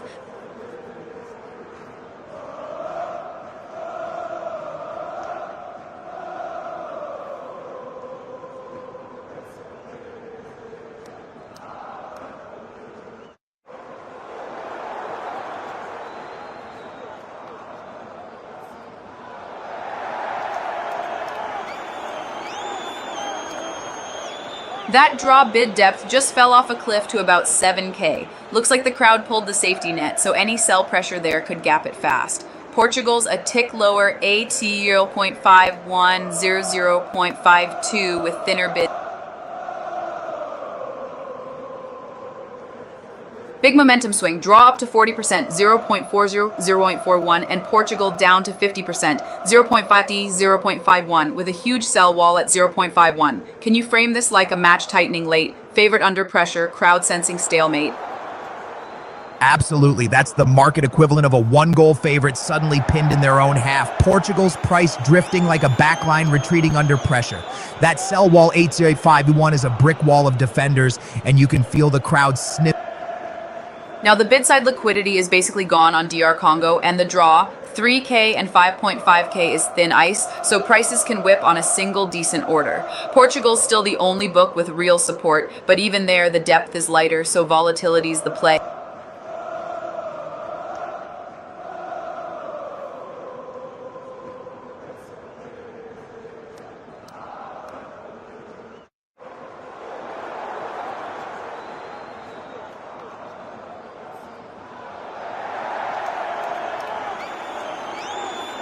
Portugal just got clipped to 0.49, 0.50, while the draw's firm, AT 0.40, 0.41. Market's basically saying this favorite looks shaky. And that huge sell wall sitting on Portugal, AT 0.50, is like parking the bus. Until it's cleared up.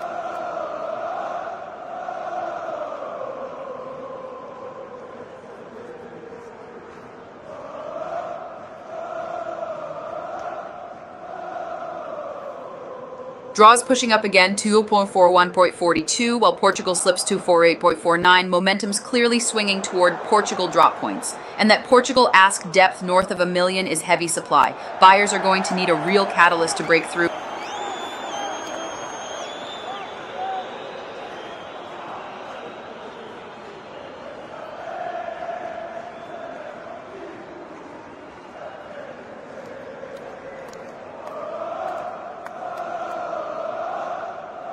We're back to a choppy stalemate. Portugal ticks up to 0.49, 0.50, but the draw holds 0.41, 0.42, so nobody's really winning the midfield. The tell is liquidity. Draw bid depth collapsed again, so if sellers show up, that price can drop like a tired defender late.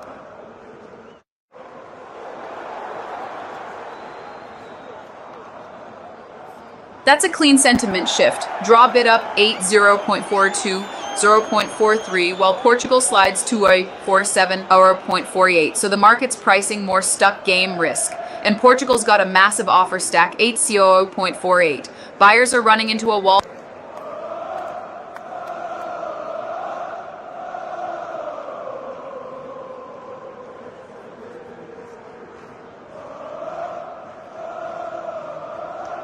Portugal's bid depth just surged to 233K with a big stack 80.46, so there's finally a real defensive line under the favorite. But the ask side is still a mountain 80.48 and beyond, so this looks like range-bound grinding, not a breakout.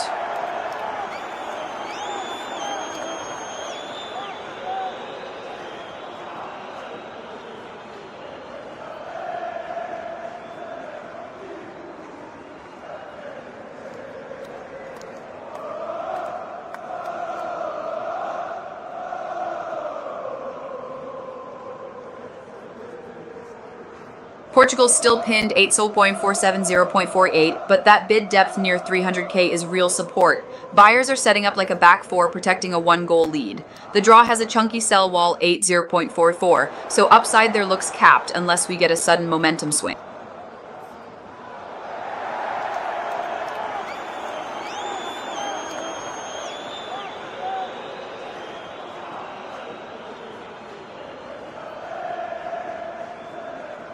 Draw just firmed 2.43044 and bid depth jumped to 175K. Money's leaning harder into the Portugal stumble narrative. Portugal's still stuck at 0.47, 0.48 with that huge offer overhead, so it's like they've got possession but can't get the shot.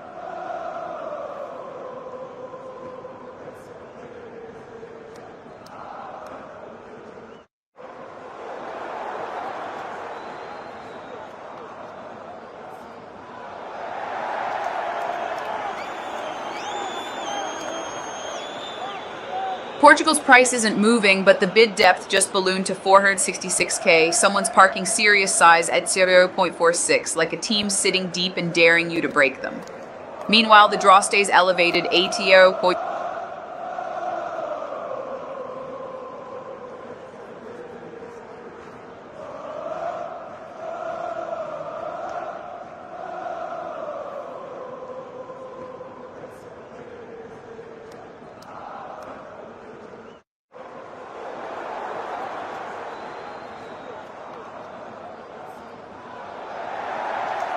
Draw liquidity just thinned out on the offer side, asks down to 436K, so it wouldn't take much to pop through 44 if buyers press. Portugal's still got that heavy bid base near 0.46, but the upside is crowded with sellers, so we're in a tug of war at midfield.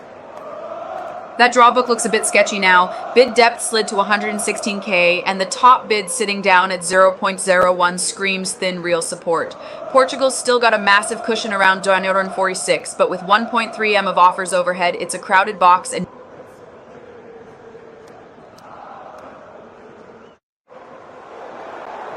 now we've got to tell. Winner Dinner Chickenger is buying the draw 80.44 while still loaded on Portugal. Classic hedge, like taking a yellow card to stop the counter. Portugal's bid depth keeps thickening near 0.46, but that draw staying sticky.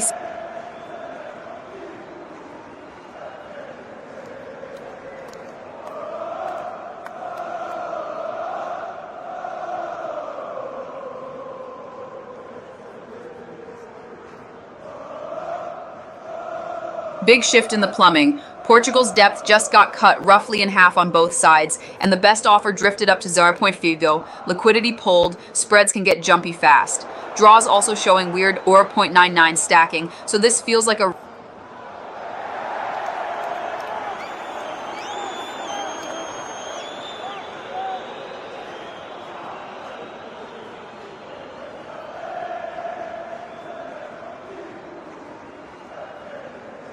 whoa! Portugal liquidity just vanished. Bid depth down to 71K, and the top bid, showing ETL 06, is basically an empty stadium below the headline price. That's when one decent sell order can look like a red card and swing the whole match, because there's no real support under.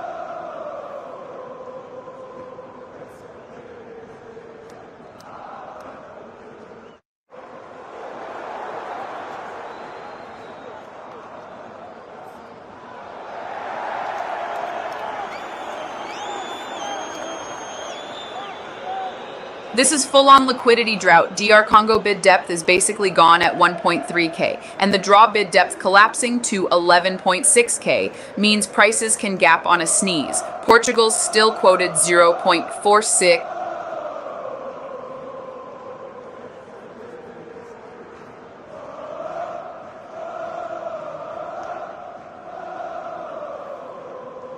We're getting some liquidity back. Portugal bid depth up to 131K, and the draw ticks higher on the bid 244, so the market's stepping back onto the pitch. But that giant offer stack on Portugal north of Y48 is still a parked bus, so upside needs real buying power to break through.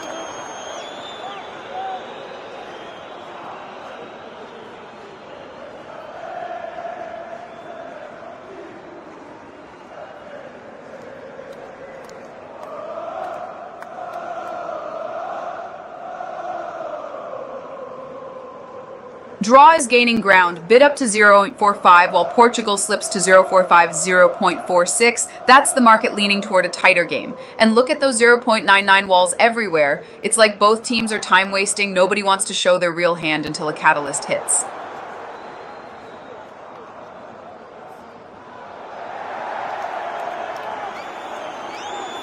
Now the draw is basically co-favorite 0.46, 0.47 with a real bid sitting 0.44 while Portugal's support still looks flimsy with that weird top bid down at 0.04. Sentiment's turning into a cagey midfield battle. Money's hedging to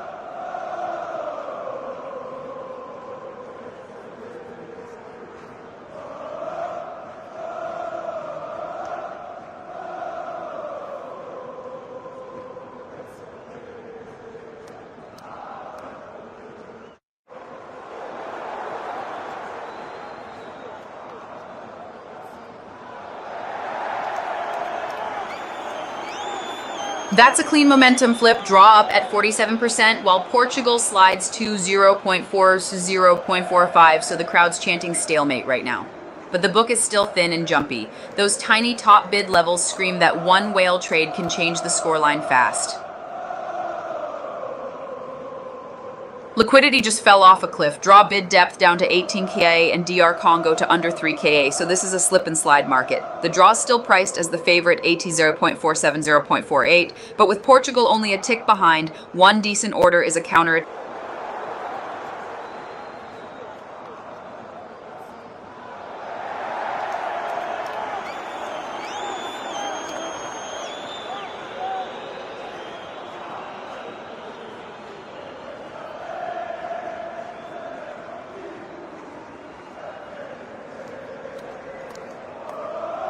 We've got a tiny bounce in depth, but it's still a thin book. Draw only 24K on the bid, Portugal about 69K. So price is basically running on fumes. Draw remains the slight favorite, AT 0.46, 0.47, and until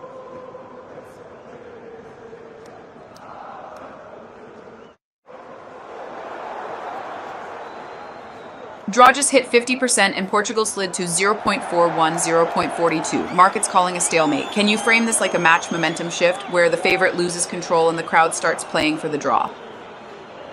That's a full-on momentum flip. Portugal have lost the remote control and the stadium's mood turns into hold what you've got. When the draw hits 50%, it's like both benches quietly settling for penalties without saying it out loud.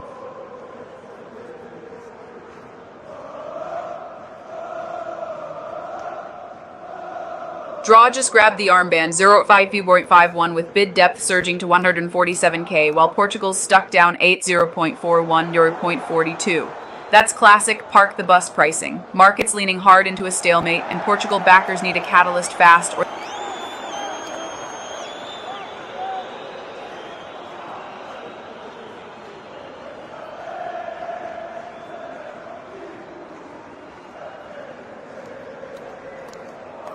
Draw is now trading like the home favorite, 0.51, 0.52, with size sitting right on the bid, 0.51, so buyers are literally defending the lead. Portugal's got more bid depth overall, but price isn't moving, which tells you that money is cautious, not confident.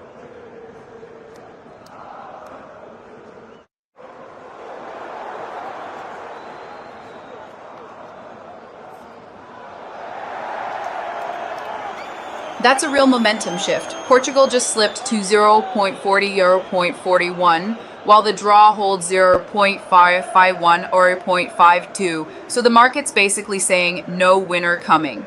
And look at that draw ask depth ballooning. Sellers are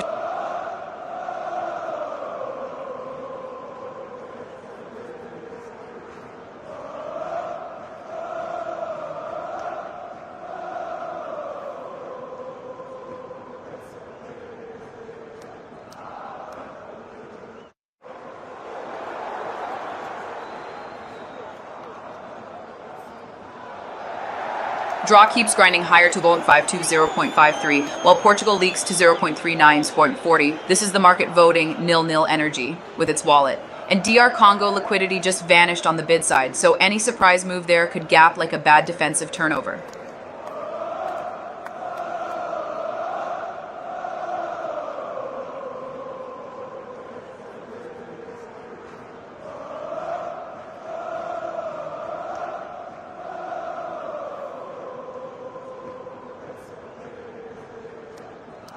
Looks like the feed just went dark. No book, no depth, so price discovery is basically in stoppage time. In these moments, the first refresh snapshot usually comes with a jump because everyone's been queuing orders blind. All three outcomes just flatline to zero with no bids or asks. That's not sentiment, that's a market halt or settlement state. Big Portugal longs are still on the tape, but until the book reopens, nobody can hedge or exit, so expect a violent repricing when liquidity comes.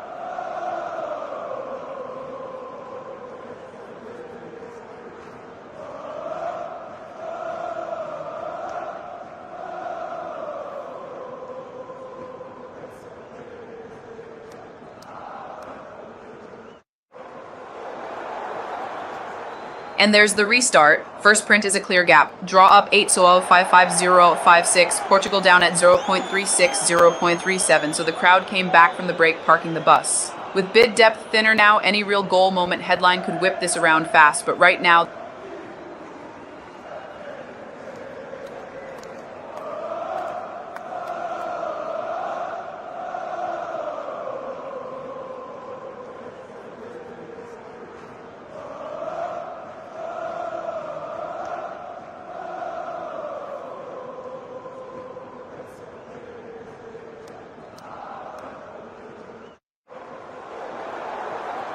we've lost the live book again, and that's when spreads effectively become whatever the next guy says. So volatility risk jumps even if nothing's happening on the pitch. The big Portugal tickets are still the headline. If the next snapshot comes back ugly, those holders may...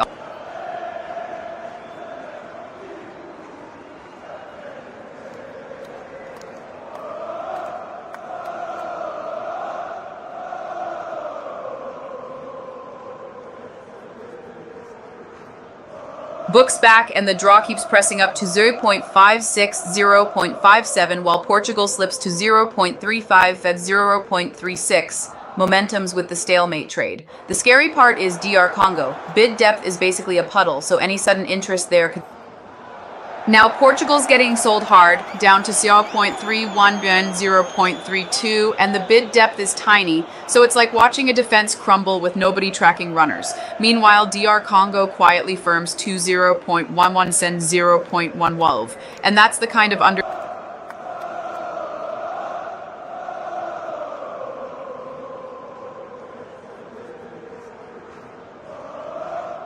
That little scare just got bought back. Portugal rebounds to 0.35, 0.36, and the draw cools a touch to 0.56, 0.57. So the market's basically saying false alarm, play on. But DR Congo liquidity is still paper thin, one decent order, and it's a breakaway.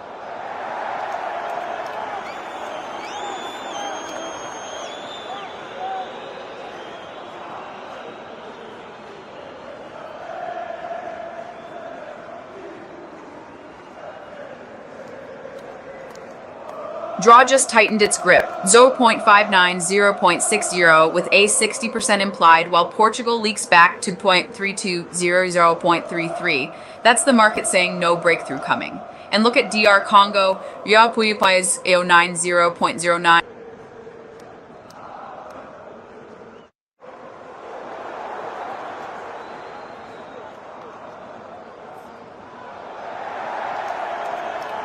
That's a real shove into the draw now, 0.6, 0.61, and bid depth jumps to 152k, so buyers are stacking the midfield and killing the game. Portugal's back to 0.30 off, 0.31 with a wall of asks overhead, and those big Portugal longs are suddenly playing defense, not.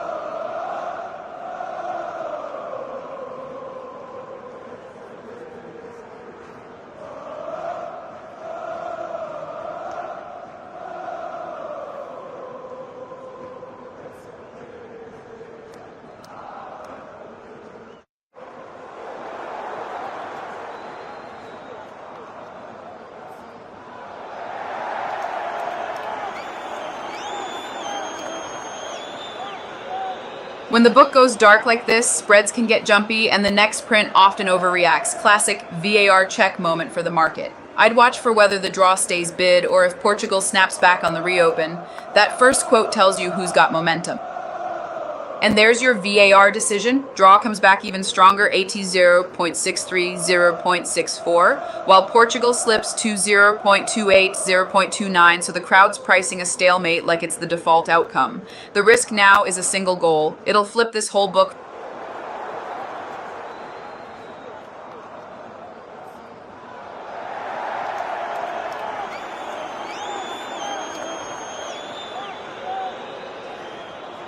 Draw keeps grinding higher to 0.64, 0.65. This is the market parking the bus and daring Portugal to break it down. Portugal, AT 0.26, 0.27 is getting priced like a team out of ideas. And those big Portugal longs up, AT 64, 65.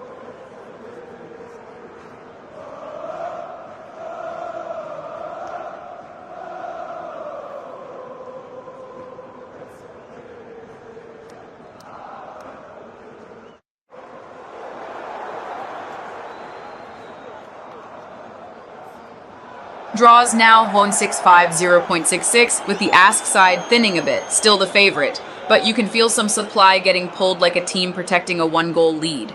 Portugal's bid depth popped to 90k at the lows, so bargain hunters are finally.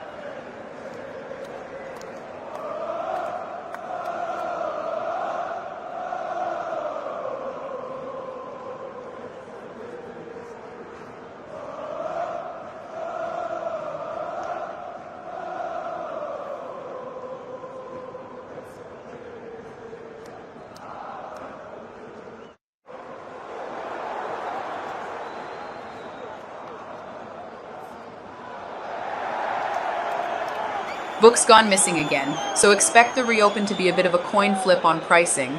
Liquidity vanishes and everyone suddenly remembers their risk limits. The big story hasn't changed though. Massive Portugal longs are still the headline position, so any bounce. Draws pushed up again to type E67, 0.68, and the bid depth collapsing tells you buyers are getting tired. This is late game, protect the lead pricing, not confident new money. Portugal's stuck at 0.23, 0.24. So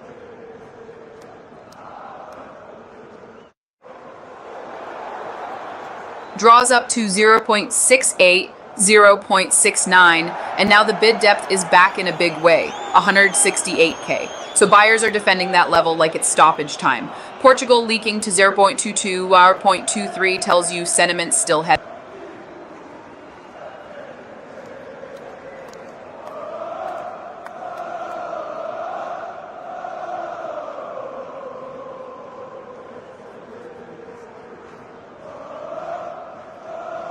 Now we've got real momentum. Draw 8 to 0.71, 0.72, and Portugal bid depth just fell off a cliff, only about 12k. So there's basically no midfield left for a comeback. New size showing up on the draw side says the crowd's piling onto the 0-0 trade, and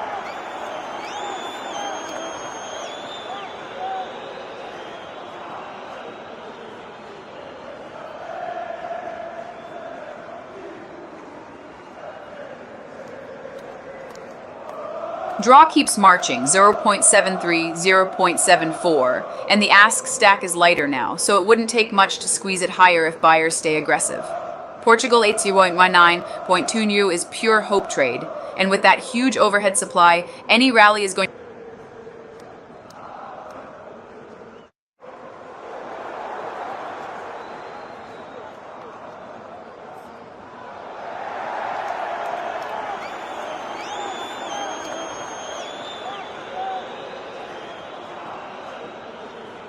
Draw ATA 0.74 of 0.75 with 75% implied. This is the market parking the bus and daring anyone to break it down. Portugal sliding to 0.1 and sign 0.1 tells you belief is draining fast. And with that huge ask wall, any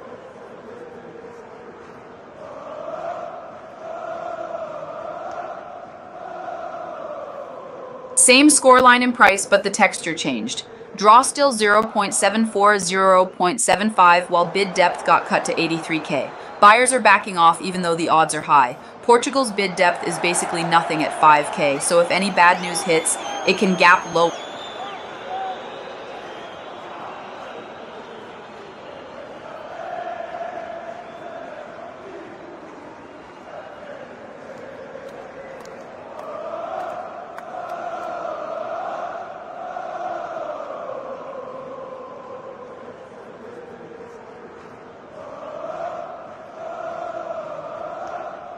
With the book feed down, this turns into a watch the whales game, and the big story is still that massive Portugal long exposure sitting at mid-60s average prices. If we get the book back and Portugal's bids are thin, any sell pressure could...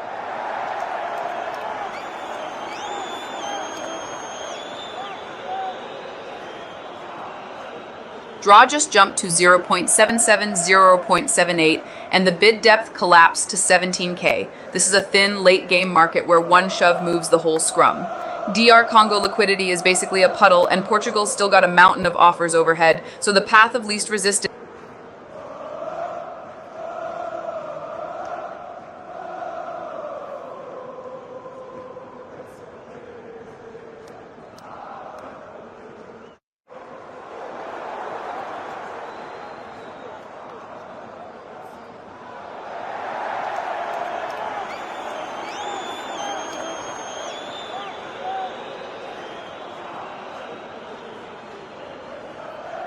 Book's gone dark again, so price discovery is basically playing in fog, spreads can widen, and stops get hunted. The positioning still screams Portugal bag holders versus draw believers, and if that draw stays elevated, those Portugal longs are stuck chasing. Now the draw's up 0.82, 0.83 with real money behind it, 196k bid depth, so the crowd's basically chanting nil-nil in unison.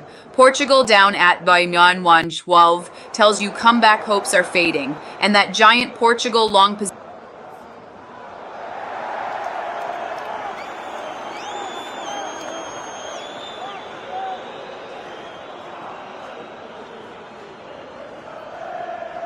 That's a big tell. Draw price is still high, but the bid depth just fell off a cliff to 17k. Support got pulled like fans leaving early. Portugal ticked up to 0.1 for 0.15, but with only 3k of bids, it's a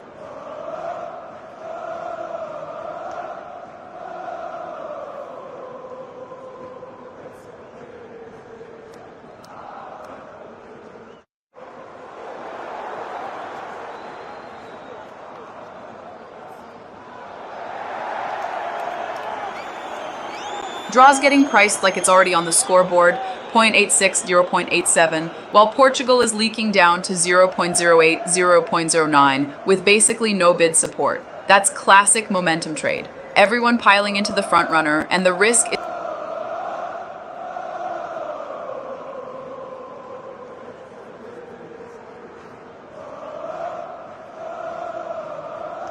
Draw is now 0.87 bid, but the spread's widening to 0.89 and the whole book is getting skinny. Only 35k on the offer, so one decent market order can jolt this. Portugal 8007 error, no 8, is priced like a team down.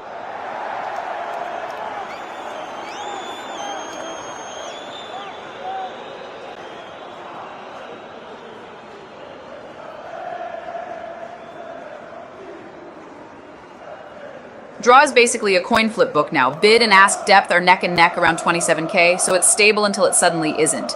Meanwhile, Portugal's stuck at 7-8 cents with a mountain of offers overhead, so any rally needs a real catalyst, not just hope and vibes.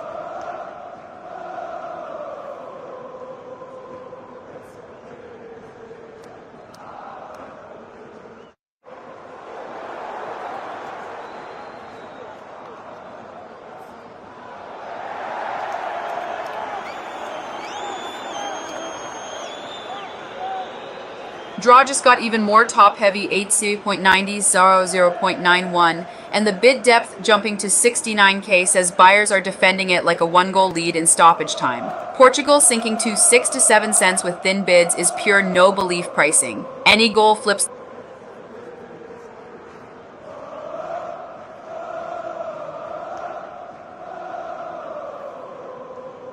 Draws now 910.92 and the sell side liquidity has thinned to 23k. This is a crowded trade with a narrow exit door. Portugal 85.6 cents is being treated like it's already lost. So any late momentum swing would be a full-on counter.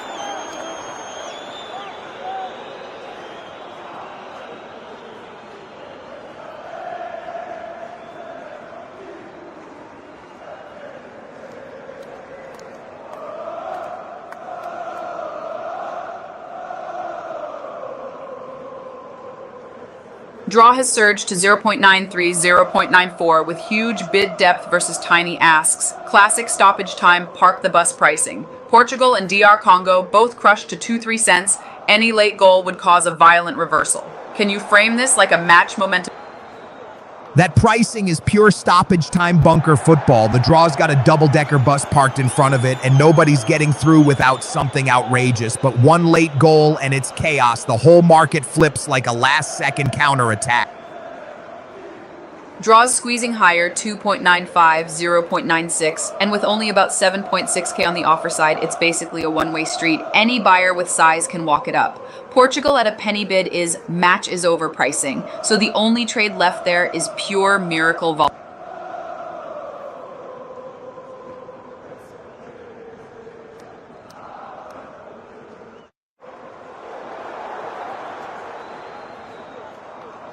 Draw market has gone full park the bus. Low 0.99 bid with 900k depth and literally no asks. Looks like everyone's convinced it's ending level. Can you give the match momentum read on why the crowd's this one-sided and what kind of in-game event would actually crack that confidence? Yeah, that's the crowd locking arms and chanting 0-0 like it's inevitable. Tempo's died, risk's been strangled, and everyone's protecting the point. Only a red card, a penalty, or a freak deflection breaks that kind of certainty. Draw is basically pinned at 0.99 with 0 offers, market treating it like full-time whistle. Can you add color on the game state psychology when the crowd piles into the safe result and liquidity disappears? That's when everyone's already celebrating the final whistle in their heads. Nobody wants to be the mug who offers a price and gets punished by one mad moment. Liquidity vanishes like players hiding in stoppage time, and it turns into a staring contest.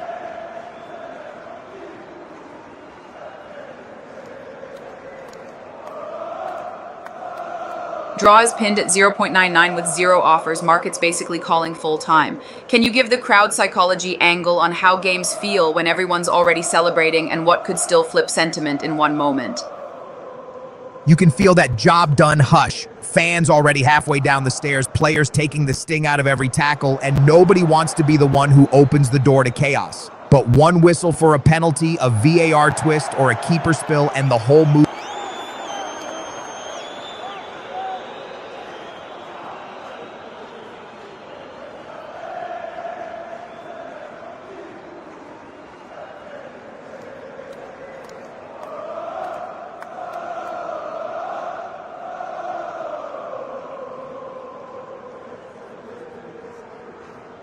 Order book just went dark, and that's usually when the market's either pausing for a reset or about to reprice hard. Liquidity disappears before the whistle.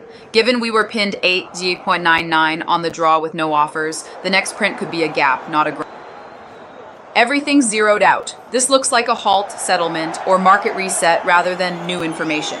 When the book vanishes like that, you're not trading price discovery anymore. You're waiting for the referee to restart play. Keep eyes on the reopen print. That's where the...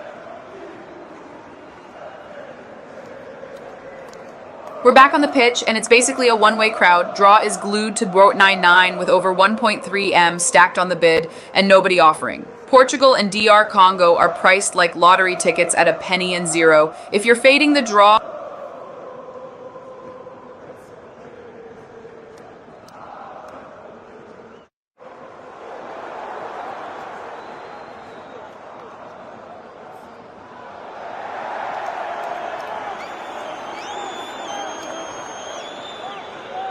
Now the draw is literally bid at a 1 with 2.5 million behind it and still no sellers. That's a market saying game over and daring anyone to argue. Portugal and DR Congo collapsing to 0.00 tells you the only trade left is settlement timing, not outcome.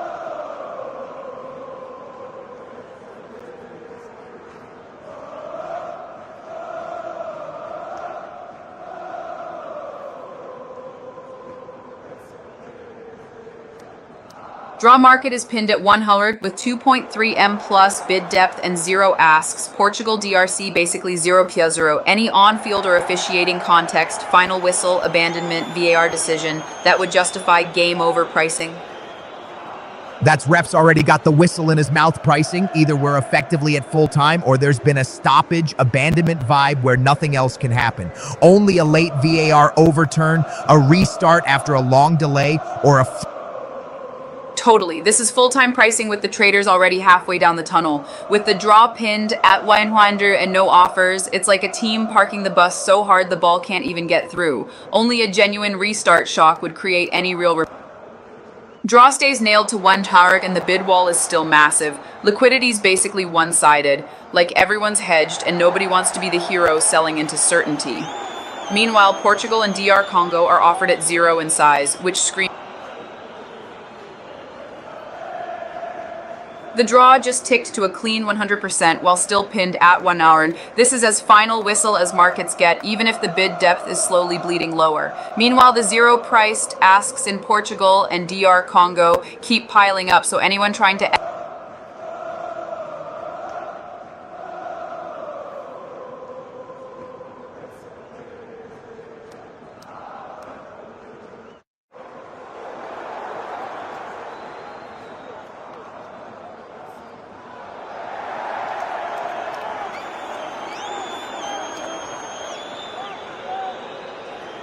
order book going dark right after a 100% draw print is a classic feed cut moment, like the broadcast losing signal once the trophy's basically handed over. With those huge Portugal longs on the tape, the pain trade is all operational now. Can you get out and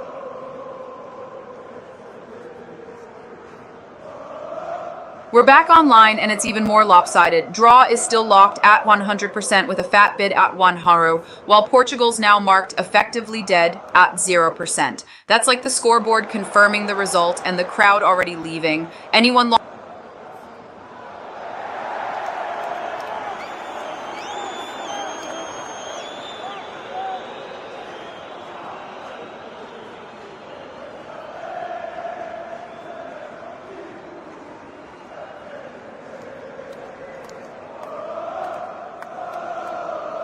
You're seeing the cleanup now. Dr. Congo and Portugal, ask depth is shrinking, but it's still all at 0. Nobody's paying for a miracle. The draw bid at Wijnhoutdouw stays stacked, so the market's treating this like a done deal, just waiting for the paperwork. It's the post-match queue.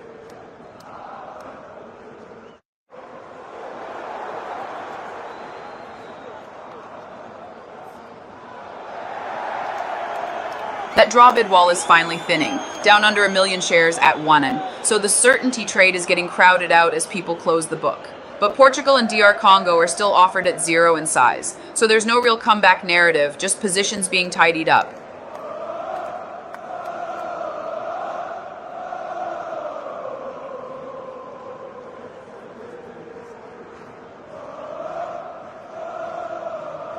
That draw bid depth keeps draining, now closer to 1.7. So the sure thing crowd is cashing tickets and heading for the exits. But with Portugal and DR Congo still offered at 0 and no bids, there's no real two-way market, just a one-sided settlement queue. If anything,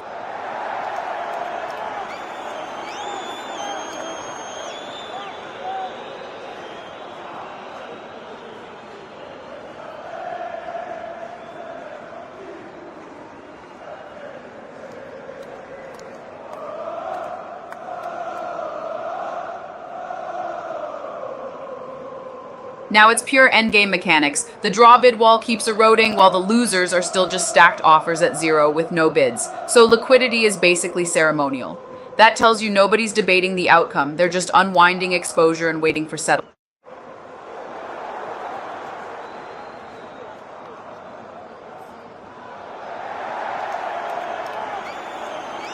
Draw is still pinned at 100, but that bid depth keeps leaking, now around 1.6. So the only action is people de-risking, not repricing. Meanwhile, the zero-priced ask stacks on Portugal and DR Congo are basically a great.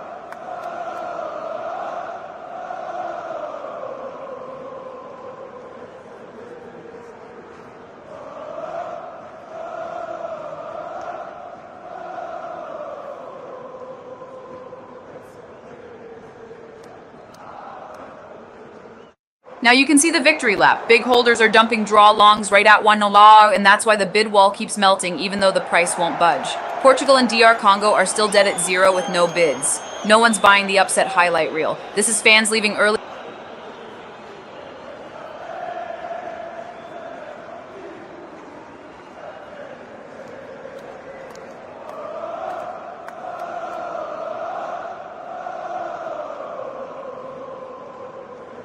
We're watching the cleanup crew. Draw depth slips again to about $1.54 as more reducing long prints hit 8 Everyone's locking the win and freeing up margin. The zero outcome books are shrinking too, but still no bids, so it's not optimism.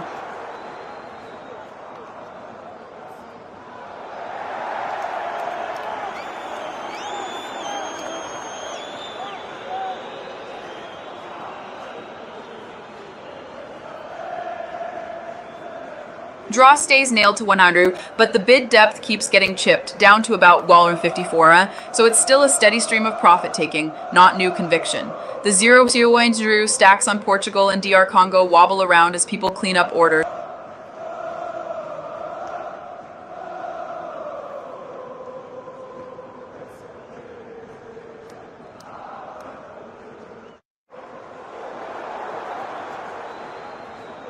That draw bid wall just took another nick, down to about $1.52. So the only risk left is how fast people can exit at par before settlement. The zero price asks on Portugal DR Congo are still just inventory with no demand, meaning nobody's even pretending.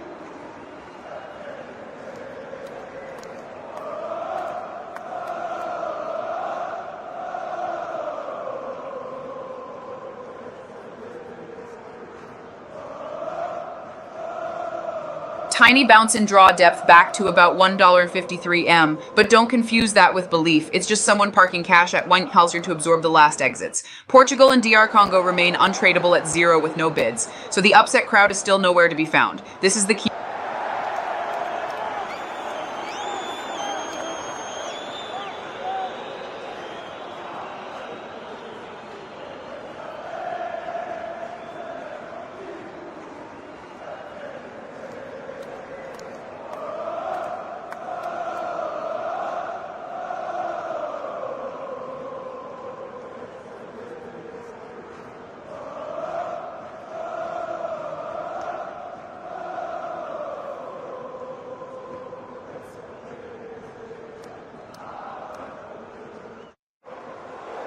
With the feed blanking out, the market's basically playing in the dark. Liquidity can vanish fast and spreads can get weird the moment data returns. If this is just a temporary outage, expect a quick snap back to the same draw 8-1 more.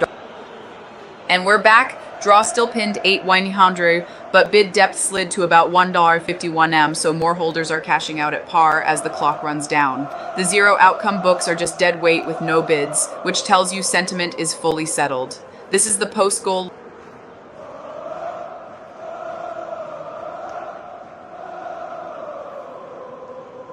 Draw depth keeps bleeding, now about $1.51, so it's still a one-way unwind with buyers just standing there at T100 like a brick wall.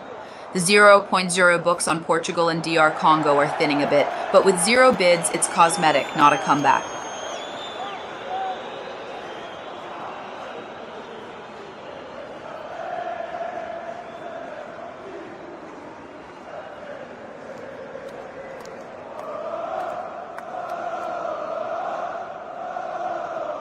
Draw bid depth ticks down again to roughly $1.50 mansos. Same story, people are taking the guaranteed payout and clearing the book.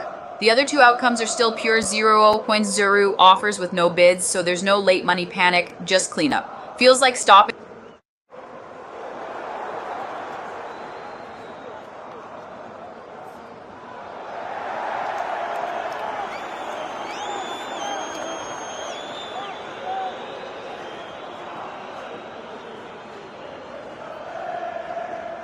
That draw wall is finally shrinking, bid depth down to about $1.49 ma. So the last sellers are getting cleaned up and there's less need for insurance money at par.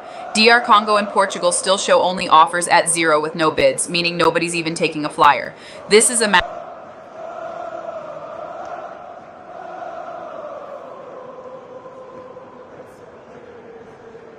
draw bid depth drops again to about $1.48 ems. More tickets getting cashed at the window, and the sure thing trade is basically just settling. With Portugal and DR Congo still showing no bids at all, there's zero belief in a late twist.